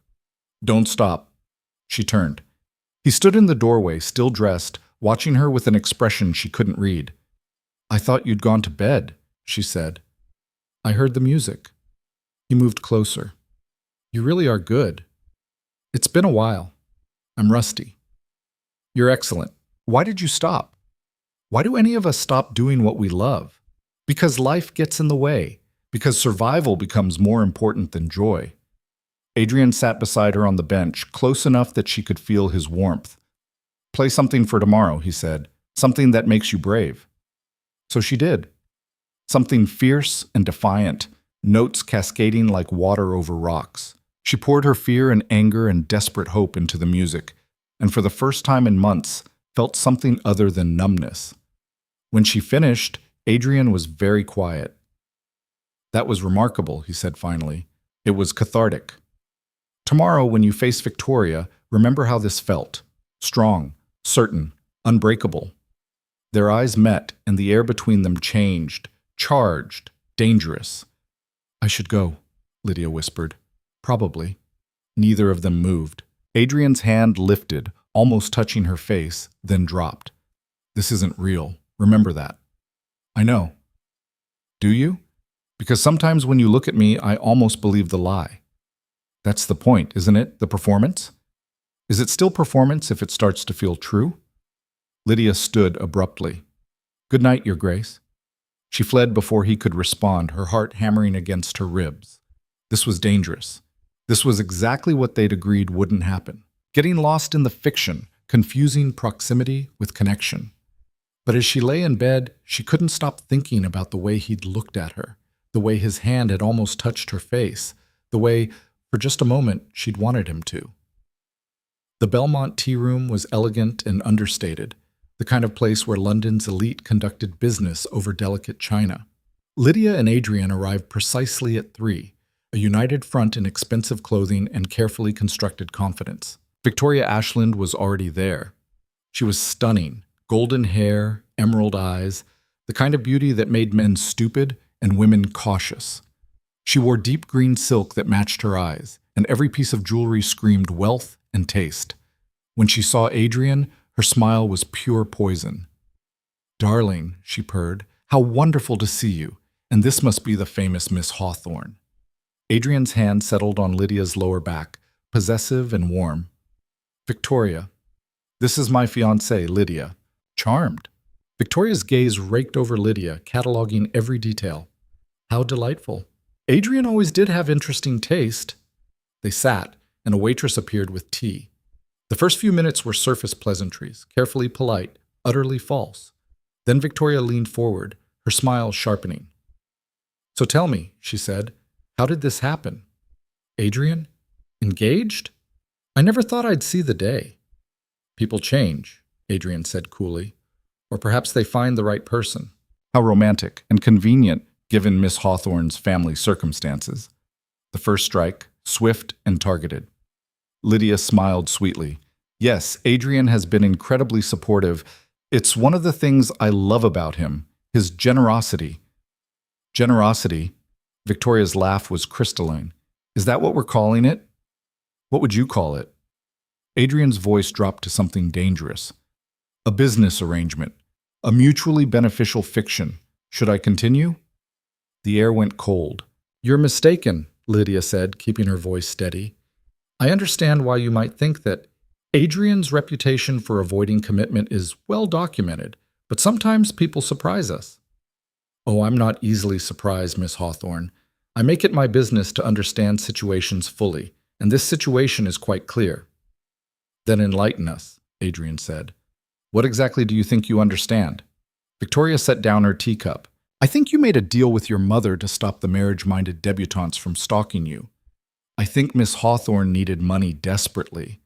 I think this engagement is as real as my late husband's affection for me, which is to say, not at all." "That's quite an accusation," Lydia said. "Do you have proof?" "I have eyes. I have sources. I have years of experience reading people, and neither of you look at each other the way couples in love do." "How do couples in love look at each other?" Adrian asked, his tone blade sharp. Victoria's smile was triumphant. "Like they can't breathe without each other. Like they'd burn the world down for one more moment together, You two look like business partners. Competent, certainly, but not in love. Lydia felt the trap closing. Victoria was right. They didn't look like that. They couldn't. But then Adrian did something unexpected. He turned to Lydia, and his entire expression transformed. The coldness melted into something warm, almost vulnerable. He reached for her hand, threading their fingers together. "You want to know how I look at her?" he said softly, never breaking eye contact with Lydia. "I look at her like she's the only person who's ever truly seen me, like she's brave enough to challenge me and smart enough to win, like she makes me want to be better than I am." Lydia's breath caught. The words were fiction, but the way he said them, the intensity, the focus, felt devastating real. "And I look at him," she heard herself say, "like he's everything I never knew I needed, like his strength gives me strength, like loving him is the most terrifying and wonderful thing I've ever done." Their hands remained clasped, and neither of them looked away. Victoria watched with narrowed eyes. "Charming," she said. "Quite the performance. But performances end, Adrian, and when this one does, I'll be watching. One slip, one hint that I'm right, and I'll expose everything. Your reputation will be destroyed. Her family will lose whatever you've given them. Everyone will know the truth." "What do you want, Victoria?" Adrian asked, his voice returning to ice. "An apology would be nice for what you did to me 5 years ago." "I won't apologize for refusing to marry you." "No, but you'll regret humiliating me. I've spent 5 years rebuilding what you destroyed. Now it's your turn." She stood, gathering her things with practiced grace. "Enjoy your engagement while it lasts. I give it 3 months before the cracks show, and when they do, I'll be there to watch it all fall apart." She swept out, leaving destruction in her wake. Lydia and Adrian sat in silence, still holding hands, the weight of Victoria's threat pressing down like a landslide. "She knows," Lydia whispered. "She doesn't have proof, but she knows. She suspects. There's a difference. For how long? She'll watch us constantly now. One mistake, and we're finished." Adrian released her hand slowly, as if reluctant. "Then we don't make mistakes." "How? How do we convince everyone, including her, that this is real?" Adrian's jaw tightened. "We make it real." Lydia stared. "What?" "Not actually. The arrangement stays the same, but publicly, we need to be more convincing, more intimate, more—" He struggled for the word. "Connected. You want to escalate the performance. I want to make it impossible to question, which means more public appearances together, more physical affection, more of what Victoria said we lack, looking like we can't breathe without each other. That's dangerous. Everything about this is dangerous, but it's our only option." Lydia's mind raced. He was right. Victoria would be watching for cracks. They needed to be flawless, but flawless meant blurring lines they'd carefully maintained. It meant pretending at a level that could break them both. "What if we can't do it?" she asked. "What if we're not good enough actors?" Adrian stood, offering his hand. "Then we learn, starting now. There are people watching us even here. Let's give them something to talk about." Lydia took his hand and stood. Adrian pulled her close, closer than strictly necessary, his hand cupping her face with surprising gentleness. "Trust me," he murmured. Then he kissed her. It was brief, chaste, absolutely calculated. But Lydia felt it like lightning. The warmth of his mouth, the solid strength of his body, the way her traitorous heart stuttered. When he pulled back, his expression was unreadable. "There," he said quietly. "Now they'll talk about that instead of Victoria's threats." Lydia nodded, not trusting her voice. They walked out of the tea room together, and she felt eyes tracking them, whispers following. The performance had just gotten infinitely more complicated. That night, alone in her suite, Lydia touched her lips and tried to remember it had been fake, just acting, just strategy. But her racing pulse suggested otherwise. And somewhere in this vast house, Adrian was probably doing the same dangerous calculation, telling himself it meant nothing while knowing everything had changed. Victoria had meant to threaten them. Instead, she'd forced them into something far more terrifying, proximity that felt like truth. The kiss changed everything and nothing. Adrian retreated into work with renewed intensity, burying himself in contracts and ledgers as if numbers could protect him from whatever had sparked between them in that tea room. Lydia threw herself into the role with matching desperation, attending every social function, smiling until her face ached, playing the devoted fiancée while her mind screamed warnings. They were more convincing now. Everyone said so. And that was precisely the problem. 4 days after the Victoria incident, Lydia woke to find a note slipped under her door. Adrian's handwriting, sharp and precise. Library, 9 o'clock. We need to talk. Stage. She found him standing by the window, tension radiating from every line of his body. He didn't turn when she entered. Victoria wasn't bluffing, he said without preamble. She's been spreading whispers. Nothing concrete yet, but questions are being asked. About the timing of our engagement, about your family's sudden financial recovery, about whether this is all too convenient to be real. Lydia's stomach clenched. How bad is it? Manageable. For now. But it will get worse unless we do something dramatic. Like what? Adrian finally turned, and his expression was grim. My mother is hosting a ball next week. 500 guests, the cream of London society. She's suggesting we announce our wedding date publicly. Make it official, imminent, undeniable. That wasn't part of our agreement. We were supposed to stay engaged for 6 months, then quietly separate. Plans change. If we set a date, say 2 months from now, it sends a clear message. This is real. This is happening. Doubt us at your peril. And in 2 months? What then? We postpone. Cite some complication, but by then, Victoria will have moved on to easier targets and we'll have bought ourselves time. Lydia paced the length of the library, her mind racing. This is getting out of control. We keep adding layers, more lies, more complications. Where does it end? It ends when Victoria stops threatening us. When society stops questioning, when we've convinced everyone so thoroughly that the truth becomes irrelevant. Adrian's voice was hard. Unless you want to walk away now, admit defeat. Watch your family fall back into ruin while Victoria laughs. That's not fair. Life isn't fair, Miss Hawthorne. It's strategic. And right now our strategy requires escalation. She stopped pacing, meeting his eyes across the room. If we announce a wedding date, we'll have to follow through with preparations. Guest lists, venues, address. It will consume everything. Yes. And when we postpone, people will ask why. There will be speculation, gossip, which we'll manage the same way we manage everything else. Adrian moved closer. I know this isn't what you signed up for, but we're in too deep to turn back now. Victoria has made this personal, and she won't stop until one of us destroys the other. I'd prefer it not to be us. The raw honesty in his voice made something twist in Lydia's chest. This wasn't the cold, calculating Duke anymore. This was a man genuinely worried, genuinely fighting. All right, she said quietly. We announce the date. We play this through. Relief flickered across Adrian's face. Thank you. Don't thank me. We're still trapped in a lie of our own making. That's nothing to be grateful for. No, but at least we're trapped together. The words hung between them, more intimate than he probably intended. Before Lydia could respond, Lady Ashford swept into the library, looking uncommonly satisfied. Excellent. You're both here. The ball is confirmed for next Saturday. I've already sent invitations to everyone who matters. The announcement will be the highlight of the evening. She studied them both. You'll need to be perfect, radiant, utterly besotted. Can you manage that? We've managed everything else, Adrian said dryly. Yes, but this is different. This is you declaring to the world that you're committed. That means more than hand-holding and polite smiles. It means looking at each other like you can't imagine life apart. Her gaze sharpened. Which brings me to my next point. You need to spend more time together, actually together, not just at public events.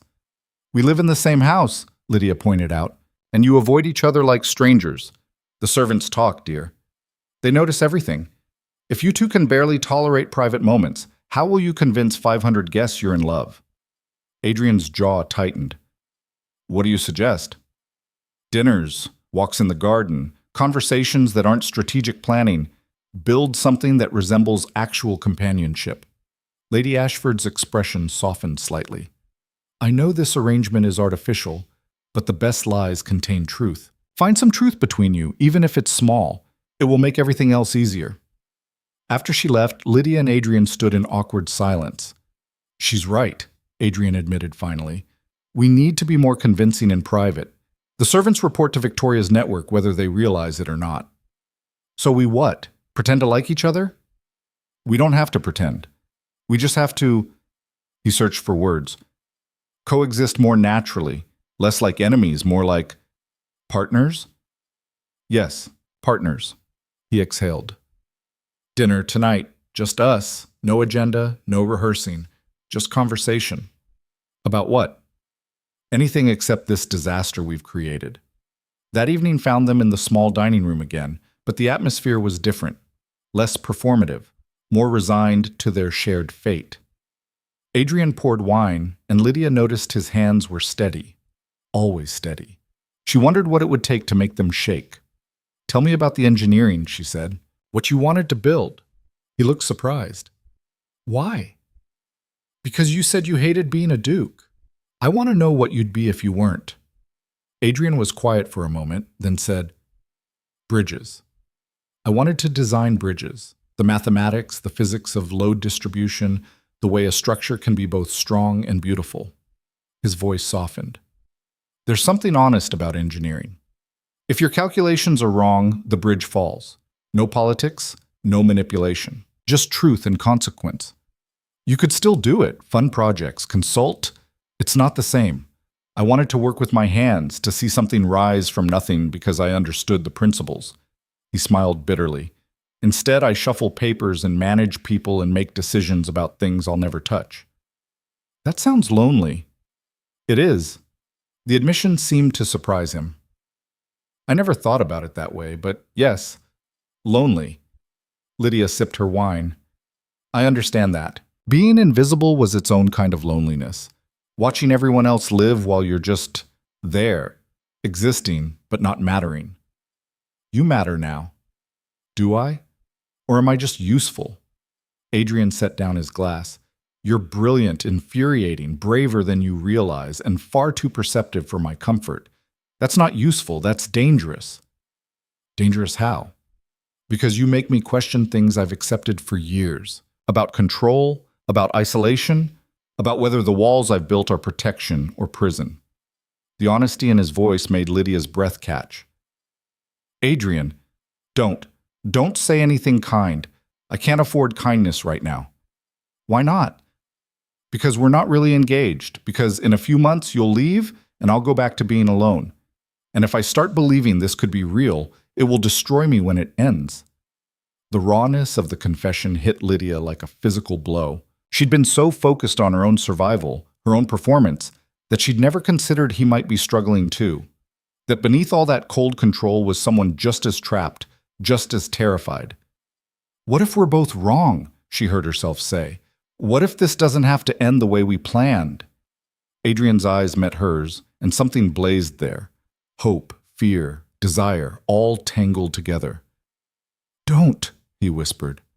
Don't make me want something impossible. Well, is it impossible? We're already playing house, already sharing our lives. What if... No. He stood abruptly. This is exactly what we agreed wouldn't happen. Getting confused, making it complicated. It's already complicated. Because Victoria forced our hand. But that doesn't change the fundamentals. You needed money. I needed a shield. That's all this is. Is it? Because when you kissed me, that was performance, strategy, nothing more. You're lying. I'm being realistic. We live in different worlds, Lydia.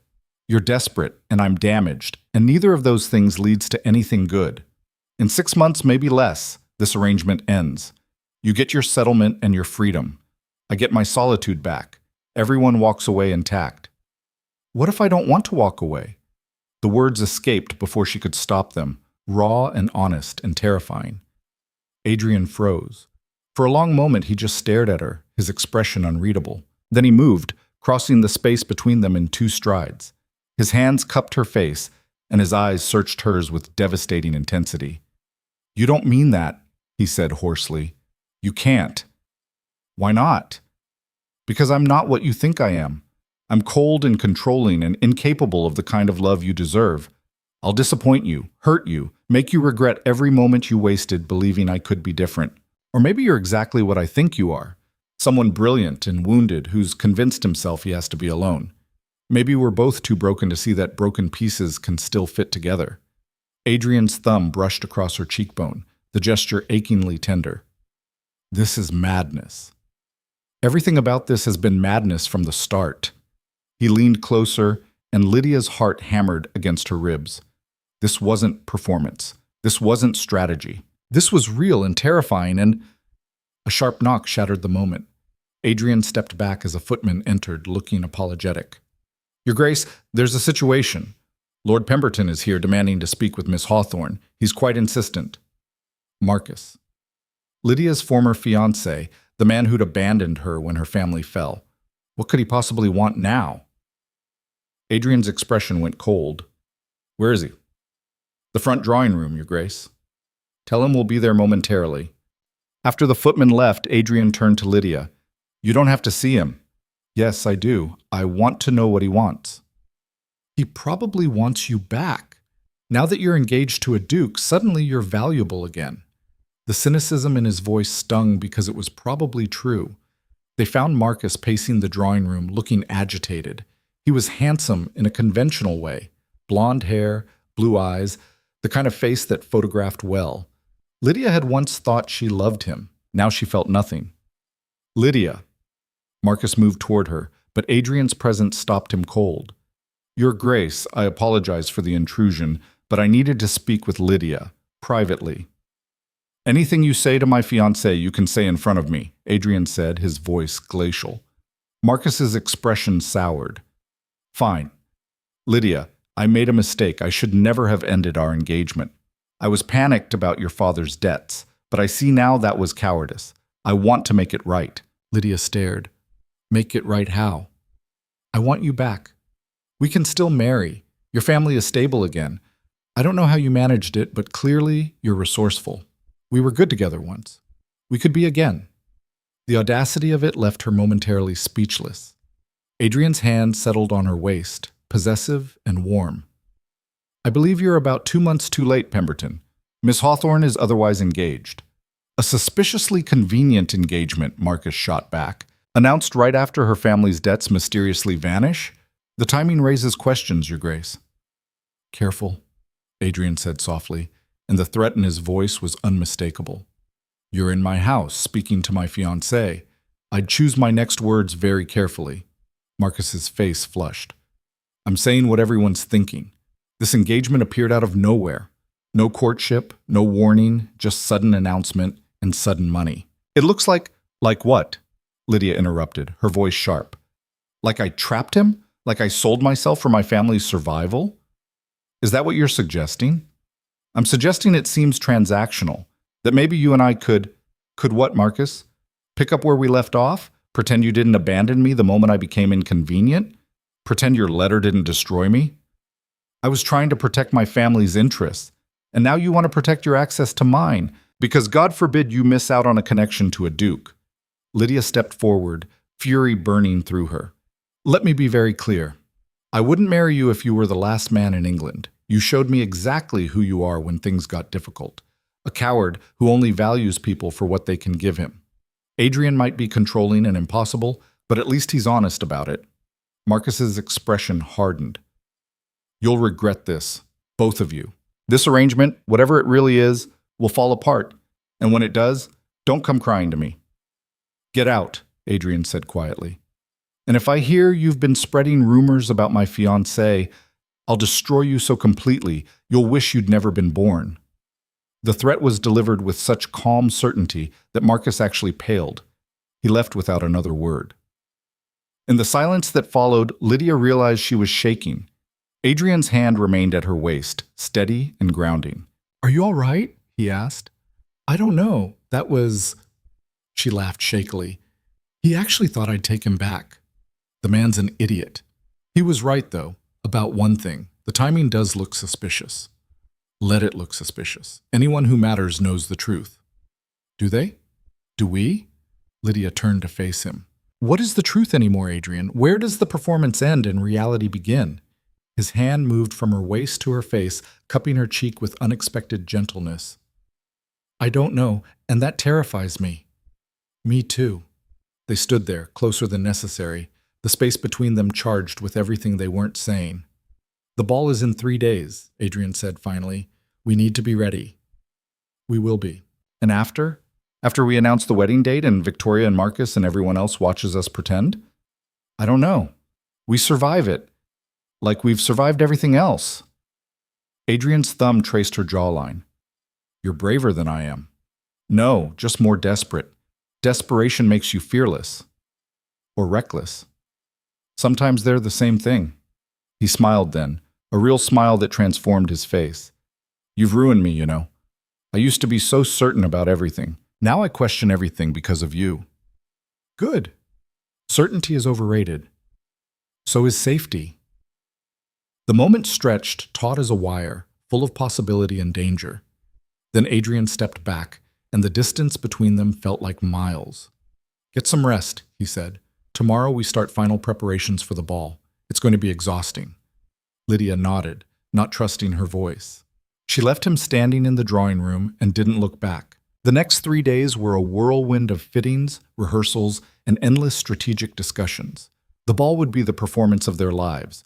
500 guests, every movement scrutinized, every word weighed. Lady Ashford drilled them relentlessly. How to enter together, where to stand, how long to dance, the exact wording of the wedding date announcement. Nothing was left to chance. And through it all, Lydia felt the walls between her and Adrian crumbling. Small moments, his hand at her back during a waltz lesson, the way he laughed at something she said, the times their eyes met across crowded rooms and held just a fraction too long. They were falling into the lie so completely that truth was becoming indistinguishable from fiction. The night of the ball arrived with terrifying speed. Lydia stood in her suite, staring at the gown Lady Ashford had commissioned. It was stunning, midnight blue silk that shimmered like water, cut to perfection, making her look like someone who belonged beside a duke. A knock at the door. Adrian's voice. May I come in? She opened it to find him in formal black, looking devastating and distant. I wanted to give you this, he said, holding out a velvet box. Before we go down. Inside was a necklace, sapphires and diamonds, that probably cost more than most people earned in a lifetime. Adrian, it's too much. It's exactly enough. You're about to stand beside me in front of everyone who matters. You should look the part. His expression softened. And you deserve beautiful things. He moved behind her, fastening the necklace with careful precision. His fingers brushed her neck, and Lydia's breath caught. There, he said softly. Perfect. In the mirror, they looked like they belonged together. The Duke and his future Duchess, beautiful and powerful and completely matched. If only it were real. Adrian, she said quietly, what happens if we can't maintain this? If the performance falls apart? It won't. We won't let it. But if it does, he turned her to face him, his hands on her shoulders. Then we face it together. No more running, no more hiding. Whatever comes, we handle it as partners. Agreed? Agreed. His eyes searched hers, and Lydia saw everything he wouldn't say, fear and hope, and something that might have been love if they'd let it be. We should go, he said. They're waiting. The ballroom was magnificent. Chandeliers blazing, flowers everywhere, hundreds of people in their finest attire. Lydia and Adrian entered together, and conversation stopped. Everyone turned to watch. This was it. The moment Victoria and Marcus and everyone else who doubted them would be proven wrong. Adrian's hand tightened on hers. Ready? Ready. They descended the grand staircase, and Lydia felt power surge through her. Not the false confidence of performance, but something real. She wasn't invisible anymore. She wasn't ruined or desperate or forgotten. She was Lydia Hawthorne, and she was magnificent. The evening unfolded like a symphony. They danced, they circulated, they accepted congratulations with practiced grace. And when the moment came for Adrian to announce their wedding date, he did it perfectly. His voice carrying across the ballroom, his hand holding hers, his eyes only on her. August 15th, he declared, when I make Lydia my Duchess and the luckiest man in England. The applause was thunderous. Lydia saw Victoria in the crowd, her expression tight with fury, saw Marcus looking devastated, saw all the people who'd written her off now watching with envy and grudging respect, and she smiled. Not the careful, calculated smile of the performance, but a real smile, fierce and genuine, because she'd won. They'd won. Later, after most guests had departed, Lydia found herself alone on the terrace. The night air was cool, the city lights spread below like scattered stars. Adrian joined her, loosening his tie. "We did it. We did." Victoria looked ready to commit murder. Good. They stood in comfortable silence, shoulder to shoulder, watching London breathe below them. "Lydia," Adrian said quietly, "what I said before about this being impossible, don't. Not tonight. Tonight, let's just be two people who survived something difficult together. Is that all we are?" She turned to face him. "I don't know. What do you want us to be?" Adrian's hand lifted, cupping her face with devastating tenderness. "I want to stop lying about this, about us, about what I feel when you look at me." "What do you feel?" "Terrified, exhilarated, like I'm standing on the edge of something that could save me or destroy me." His voice dropped to a whisper. "Like maybe I've been alone so long I forgot what it feels like to be seen." "I see you," Lydia said. "All of you. The brilliant parts and the broken parts. And I'm not afraid." "You should be. I could ruin you all over again. Or we could ruin each other and build something new from the wreckage." Adrian laughed, the sound rough and genuine. "You're absolutely mad." "Probably. Does that bother you?" "No, it's one of my favorite things about you." He kissed her then, and this time there was no audience, no strategy, no performance. Just truth, messy and complicated and real. When they finally pulled apart, both breathing hard, Adrian rested his forehead against hers. "What are we doing?" he whispered. "I don't know, but I don't want to stop." "Neither do I. And that's terrifying." "Good. We should both be terrified. That means it matters." They stayed on the terrace until dawn painted the sky pink and gold, talking about everything and nothing, building something fragile and precious between them. The lie was becoming truth. And for the first time since this whole insane arrangement began, Lydia let herself hope that maybe, just maybe, they could survive it intact.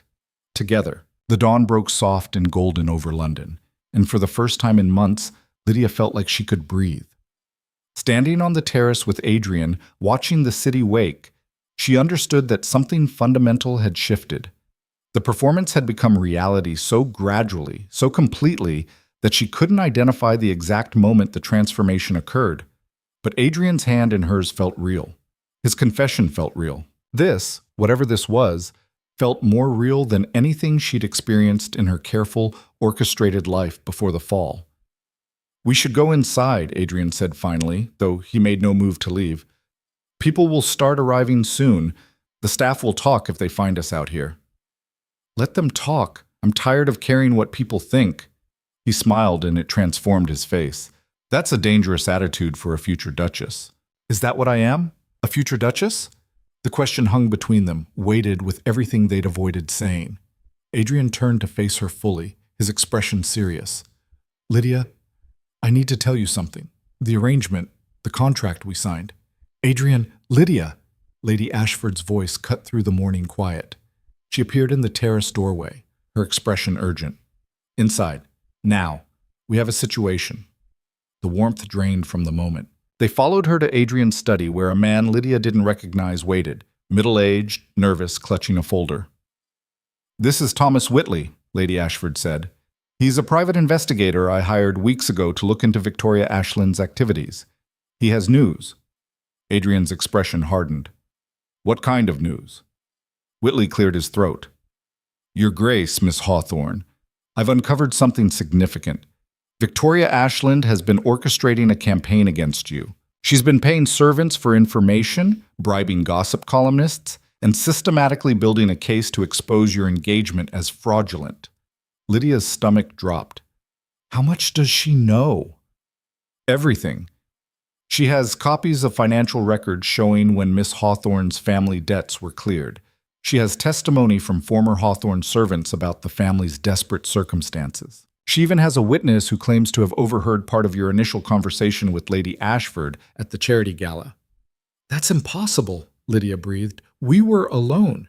You were near enough to a servant's entrance that someone could have heard fragments, enough to piece together the truth." Whitley opened his folder, spreading documents across Adrian's desk. She's planning to publish everything in 3 days. The Times has already been approached. If this goes to press, your reputations will be destroyed. Adrian's face was carved from stone. Can we stop publication? Not through legal channels. The evidence is circumstantial but damning, and Victoria has positioned it as a public service, exposing fraud at the highest levels of society. Then we fight back, Adrian said coldly. Find dirt on Victoria. She's not pristine. Everyone has secrets.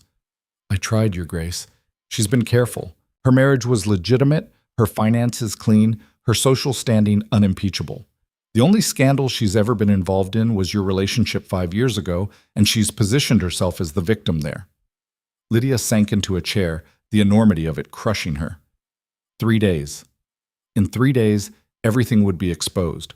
Her family would be humiliated again. Adrian's reputation destroyed, Charlotte's prospects ruined, all because Victoria wanted revenge. There has to be something we can do, she said. There is, Lady Ashford said quietly. You could get married, immediately, before she publishes.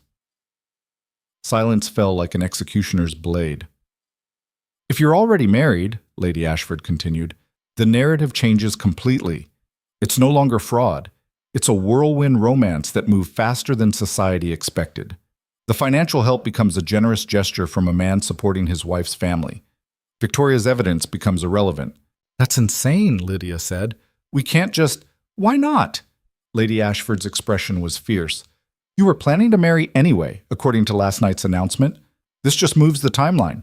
Get married today, quietly, with a few witnesses. Then let Victoria publish whatever she wants. It won't matter because you'll already be the Duchess of Thornwick. Adrian hadn't spoken. He stood at the window, his back to them, utterly still. Adrian? Lydia said softly. Leave us, he said.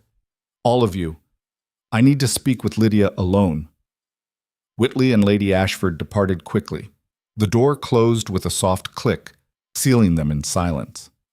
You can't possibly be considering this, Lydia said. It's one thing to announce a fake engagement.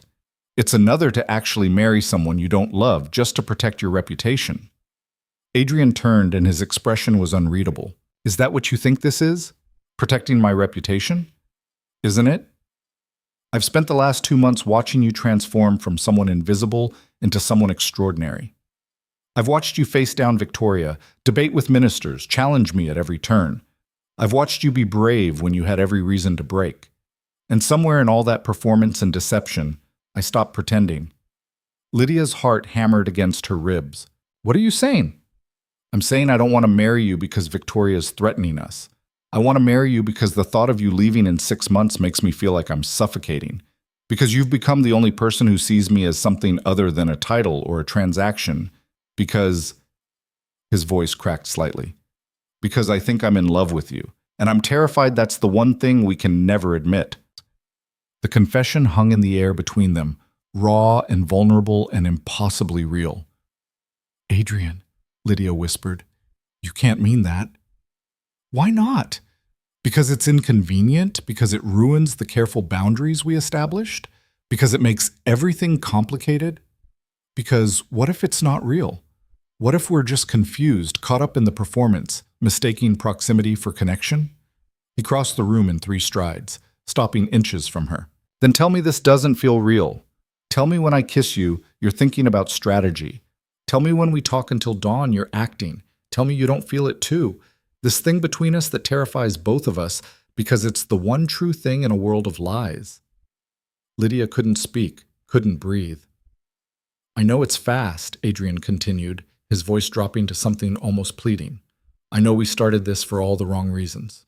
But somewhere along the way, the reasons changed. And I don't want to lose you because we're too afraid to admit the truth. What if I hurt you? Lydia asked. What if I'm not strong enough for this? What if we're exactly what each other needs? What if all the broken pieces fit together better than we ever imagined? His hands cupped her face. Marry me. Not because Victoria's forcing our hand. Not because of contracts or arrangements or strategy. Marry me because you want to. Because somewhere in all this chaos, you fell too. Lydia felt tears burning her eyes. I did. I fell so hard I don't know how to find my way back. Then don't go back. Go forward. With me.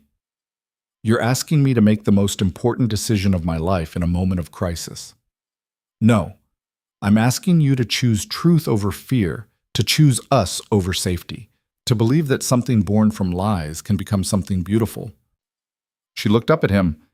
This impossible, infuriating, brilliant man who'd somehow become her entire world, saw the vulnerability in his eyes, the hope, the terror that mirrored her own. And she made a choice.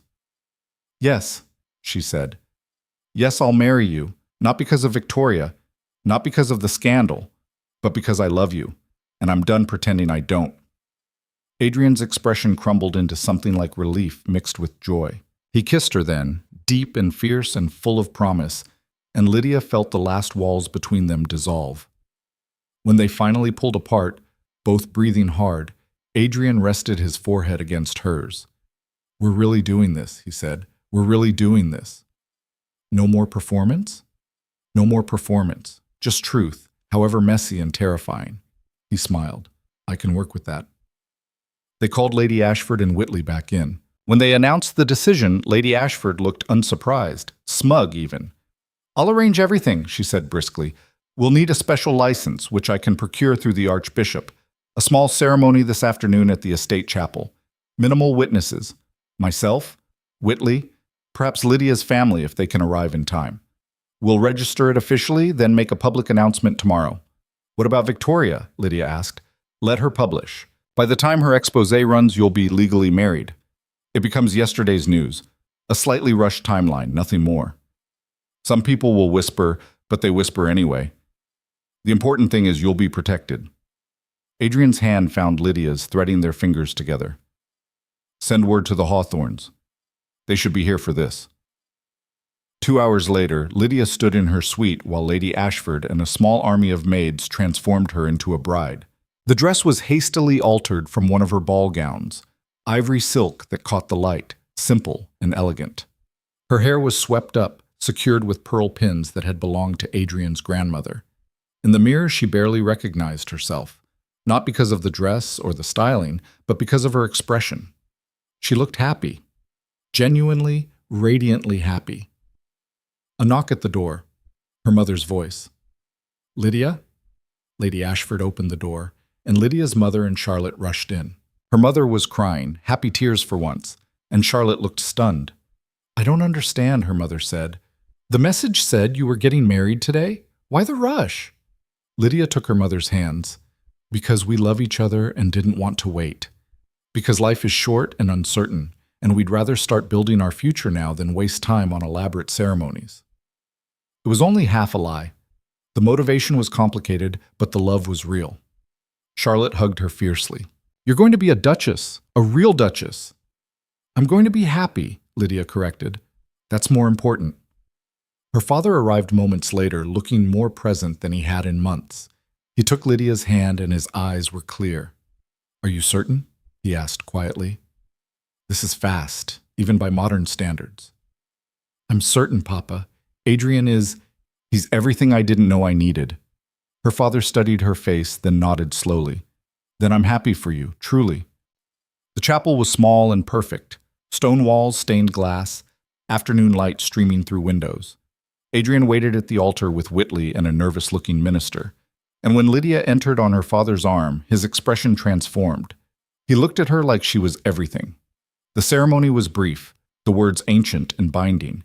When the minister asked if anyone objected, Lydia half expected Victoria to burst through the doors with evidence and accusations, but no one came. Adrian's hands were steady when he slipped the ring onto her finger, a platinum band set with diamonds that caught light like captured stars. His vows were traditional, but he spoke them like they meant something profound.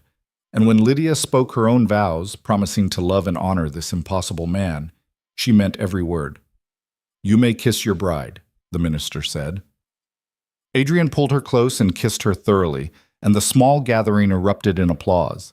They were married. Actually, legally, irrevocably married. The contract they'd signed months ago was void. This was real. The reception was equally small, just family and a handful of witnesses, champagne and cake in Thornwick House's morning room. Lady Ashford looked impossibly pleased. Charlotte couldn't stop smiling, and Adrian's hand stayed at Lydia's waist the entire time. You know, he murmured in her ear, technically we should have a wedding night. Are you prepared for that? Lydia felt heat flood her face. Are you always this forward? Only with my wife. I quite like saying that, my wife. I like hearing it. They danced in the morning room to music from Charlotte's enthusiastic but slightly off-key humming, and Lydia thought she'd never been happier in her entire life. Then a footman appeared, looking uncomfortable. Your Grace, there's a visitor, Victoria Ashland. She's demanding to see you both. She says it's urgent. The joy drained from the room. Adrian's expression went cold. Show her to my study. We'll be there momentarily. Adrian, maybe we shouldn't... Lydia started. No. This ends today. We face her together and we tell her the truth, that she failed. They found Victoria in the study, pacing like a caged predator. When she saw them enter hand in hand, her expression turned to fury. You actually did it, she said. You actually married her. Yes, Adrian said calmly. This afternoon, legally witnessed and registered. Lydia is my wife and the Duchess of Thornwick. Victoria's laugh was brittle. How convenient! Right before my exposé publishes, you must think you're very clever. I think we're in love, Lydia said quietly, and I think you've wasted months trying to destroy something that was already real. Real? Please. This was a transaction from the beginning. I have proof, financial records, testimony, everything needed to show this marriage is built on fraud. Then publish it, Adrian said. Go ahead. Tell the world that I helped my wife's family financially, that we moved quickly because we were in love, that we didn't follow traditional timelines because we're not traditional people. See how much anyone cares. Victoria's eyes narrowed. They'll care when they realize you were never really engaged, that this was all fabricated. Can you prove that? Lydia challenged. Can you prove what's in our hearts? Can you show documentation that we didn't fall in love exactly the way we claim? You have evidence of timing, Victoria, not evidence of emotion, and without that you have nothing. I have enough to make people doubt. Let them doubt. We know the truth. We know what we built together, how we transformed something fake into something real. Your opinion, society's opinion, doesn't change that. Victoria looked between them, and for the first time uncertainty flickered in her expression. This isn't over. Yes, it is, Adrian said firmly. You wanted revenge because I refused to marry you 5 years ago. But Victoria, I did you a favor. We would have destroyed each other. You wanted a title. I wanted isolation. That's not love. That's transaction. He pulled Lydia closer. This is what love actually looks like. Messy and complicated and terrifying and real. I'm sorry I hurt you, genuinely, but I'm not sorry I didn't marry you. Victoria's composure cracked. For just a moment, Lydia saw the hurt beneath the venom. A woman who'd been rejected and had spent years nursing that wound into something toxic. You don't get to win, Victoria whispered. This isn't about winning, Lydia said gently. It's about choosing happiness over bitterness. You could do that too, Victoria. You could let this go and find something real instead of clinging to old hurts. Don't patronize me. I'm not. I'm offering you the same choice someone once offered me, to stop being defined by the worst moment of your life and become something more. Victoria's hands clenched at her sides. For a long moment she was silent. Then she turned and walked to the door. Publish whatever you want, Adrian called after her. It won't change anything. We're married, we're happy, and we're done letting you have power over our lives. Victoria paused in the doorway. You'll regret this. No, Lydia said softly. We really won't. Victoria left, and the silence that followed felt like absolution. Adrian pulled Lydia into his arms, holding her tightly. It's really over. It's really over. We're really married. We're really married. He pulled back, studying her face. Any regrets? Not even one? You? Only that I wasted so much time being afraid of this. They kissed again, and Lydia felt the last shadows of doubt dissolve. Victoria's exposé ran 2 days later, just as predicted. The Times published a carefully worded piece questioning the timeline of the Duke of Thornwick's engagement and marriage, noting the convenient financial arrangements, the rushed ceremony, the suspicious coincidences. London society buzzed with gossip for approximately a week. Then something more interesting happened. A scandal involving an earl and an actress, and everyone moved on. Because Victoria had been right about the facts, but wrong about the narrative. Yes, the engagement had been arranged. Yes, there had been financial incentives. Yes, it had all happened suspiciously fast. But none of that mattered because the marriage itself was undeniably real. People saw Adrian and Lydia together at social events and couldn't deny the way they looked at each other. Saw the casual touches, the private jokes, the way they moved in perfect synchronization. Saw something that couldn't be faked or purchased or performed. They saw love. Marcus Pemberton tried to spread additional rumors, but they gained no traction. He'd lost his credibility the moment he'd tried to reclaim Lydia after abandoning her. Within months, he was engaged to a banker's daughter with a substantial dowry, and Lydia felt nothing but pity for the poor woman. Victoria disappeared back to the continent, her revenge attempt having failed completely. Lydia sometimes wondered if she'd ever find peace or if bitterness would consume her entirely. She hoped for the former, but suspected the latter. 6 months after the wedding, Lydia stood in the west drawing room playing piano while Adrian worked at his desk nearby. It had become their routine, her music filling the silence while he managed his empire, their proximity comfortable and essential. She finished a particularly complex passage and looked up to find him watching her. "What?" she asked. "I was just thinking about the contract we signed, the one that said this would end in 6 months. Technically, it ended the day we married. We voided it completely." "Yes, and I'm grateful every day that we did." He stood, crossing to the piano. "Do you ever think about what would have happened if we'd followed through? If we'd actually ended this after 6 months?" Lydia shuddered. "I try not to. The thought of walking away from you now is unbearable." "Good, because I'm never letting you go." He kissed the top of her head. "You know what the best part is? Everyone thinks they know our story.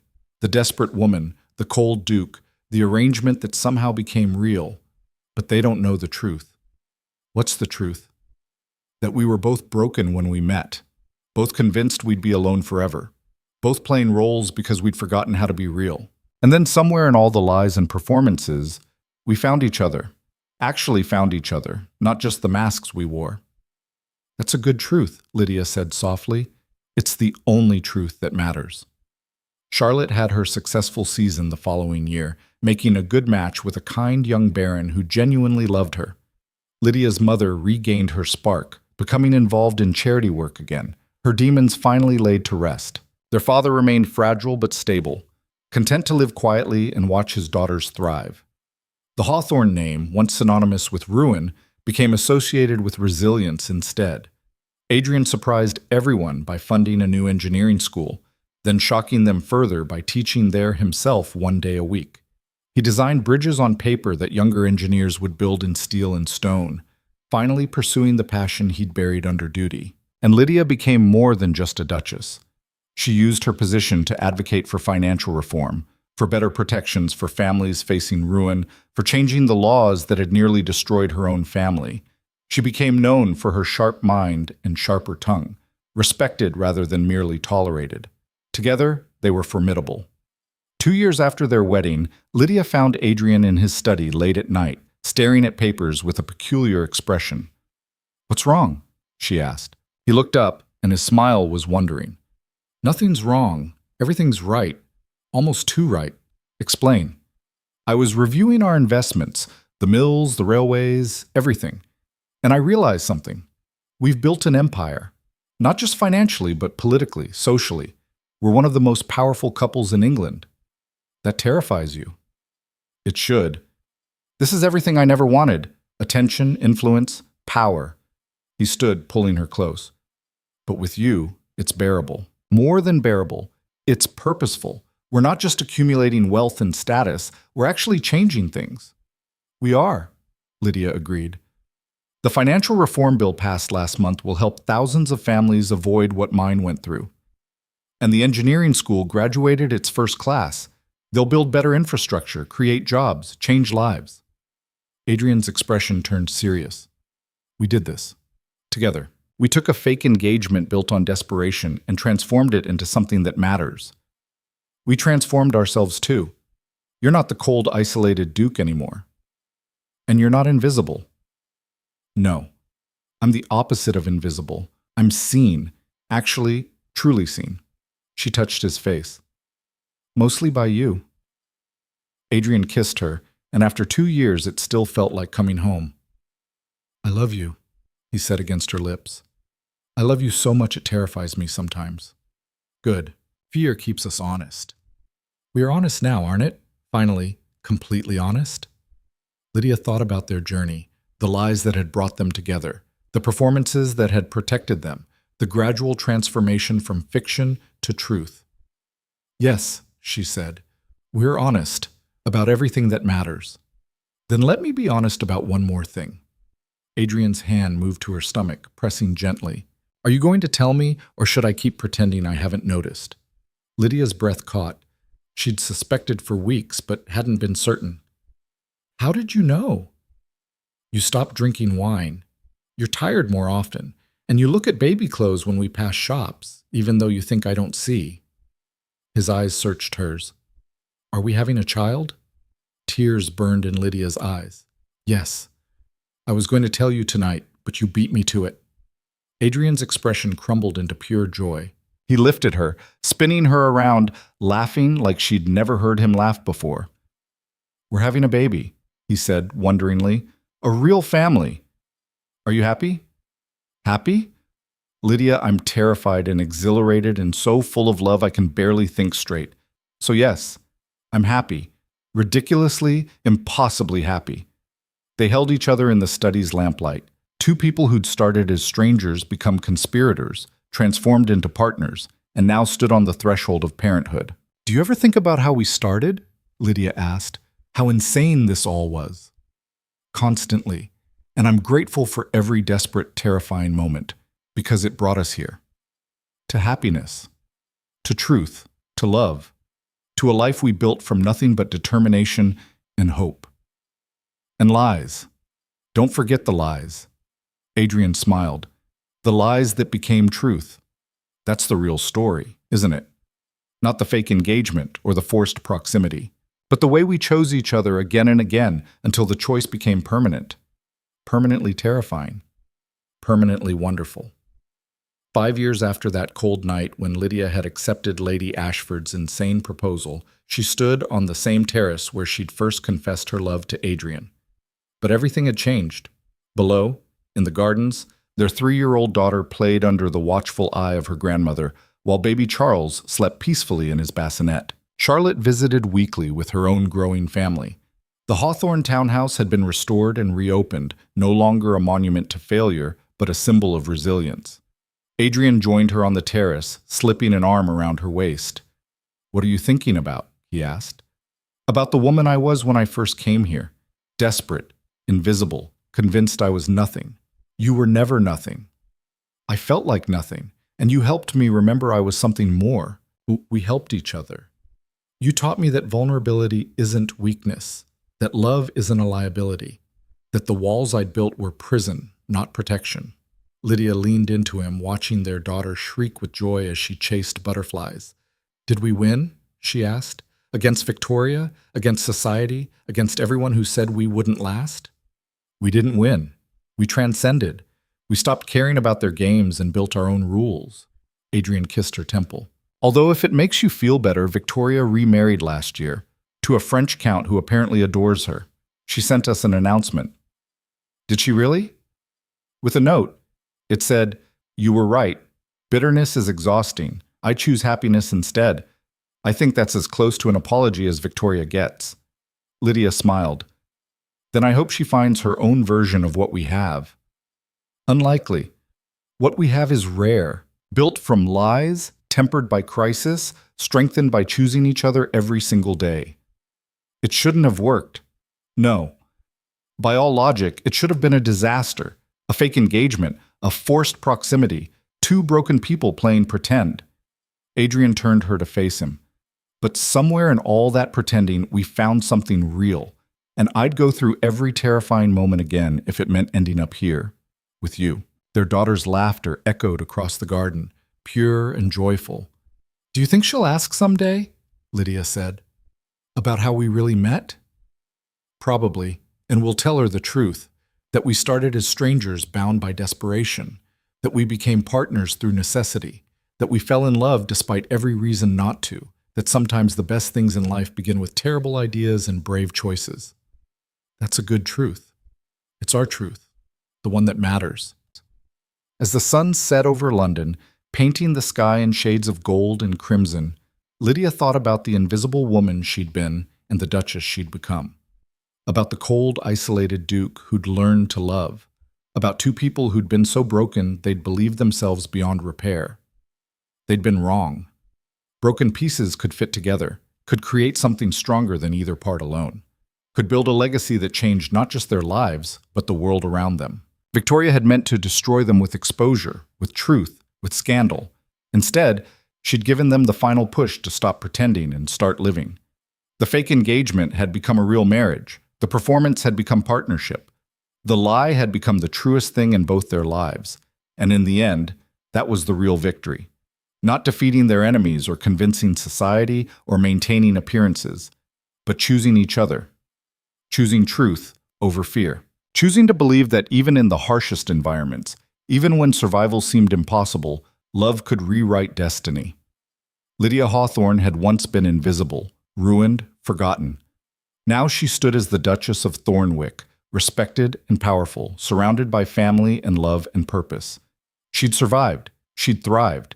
She'd proven that desperation could transform into strength, that lies could become truth, that two people brave enough to choose each other could change everything. Adrian's arms tightened around her, and their daughter called up from the garden, "Mama! Papa! Come see!" They went down together, into the garden and the golden light, into the life they'd built from nothing but courage and connection, into their unbreakable truth.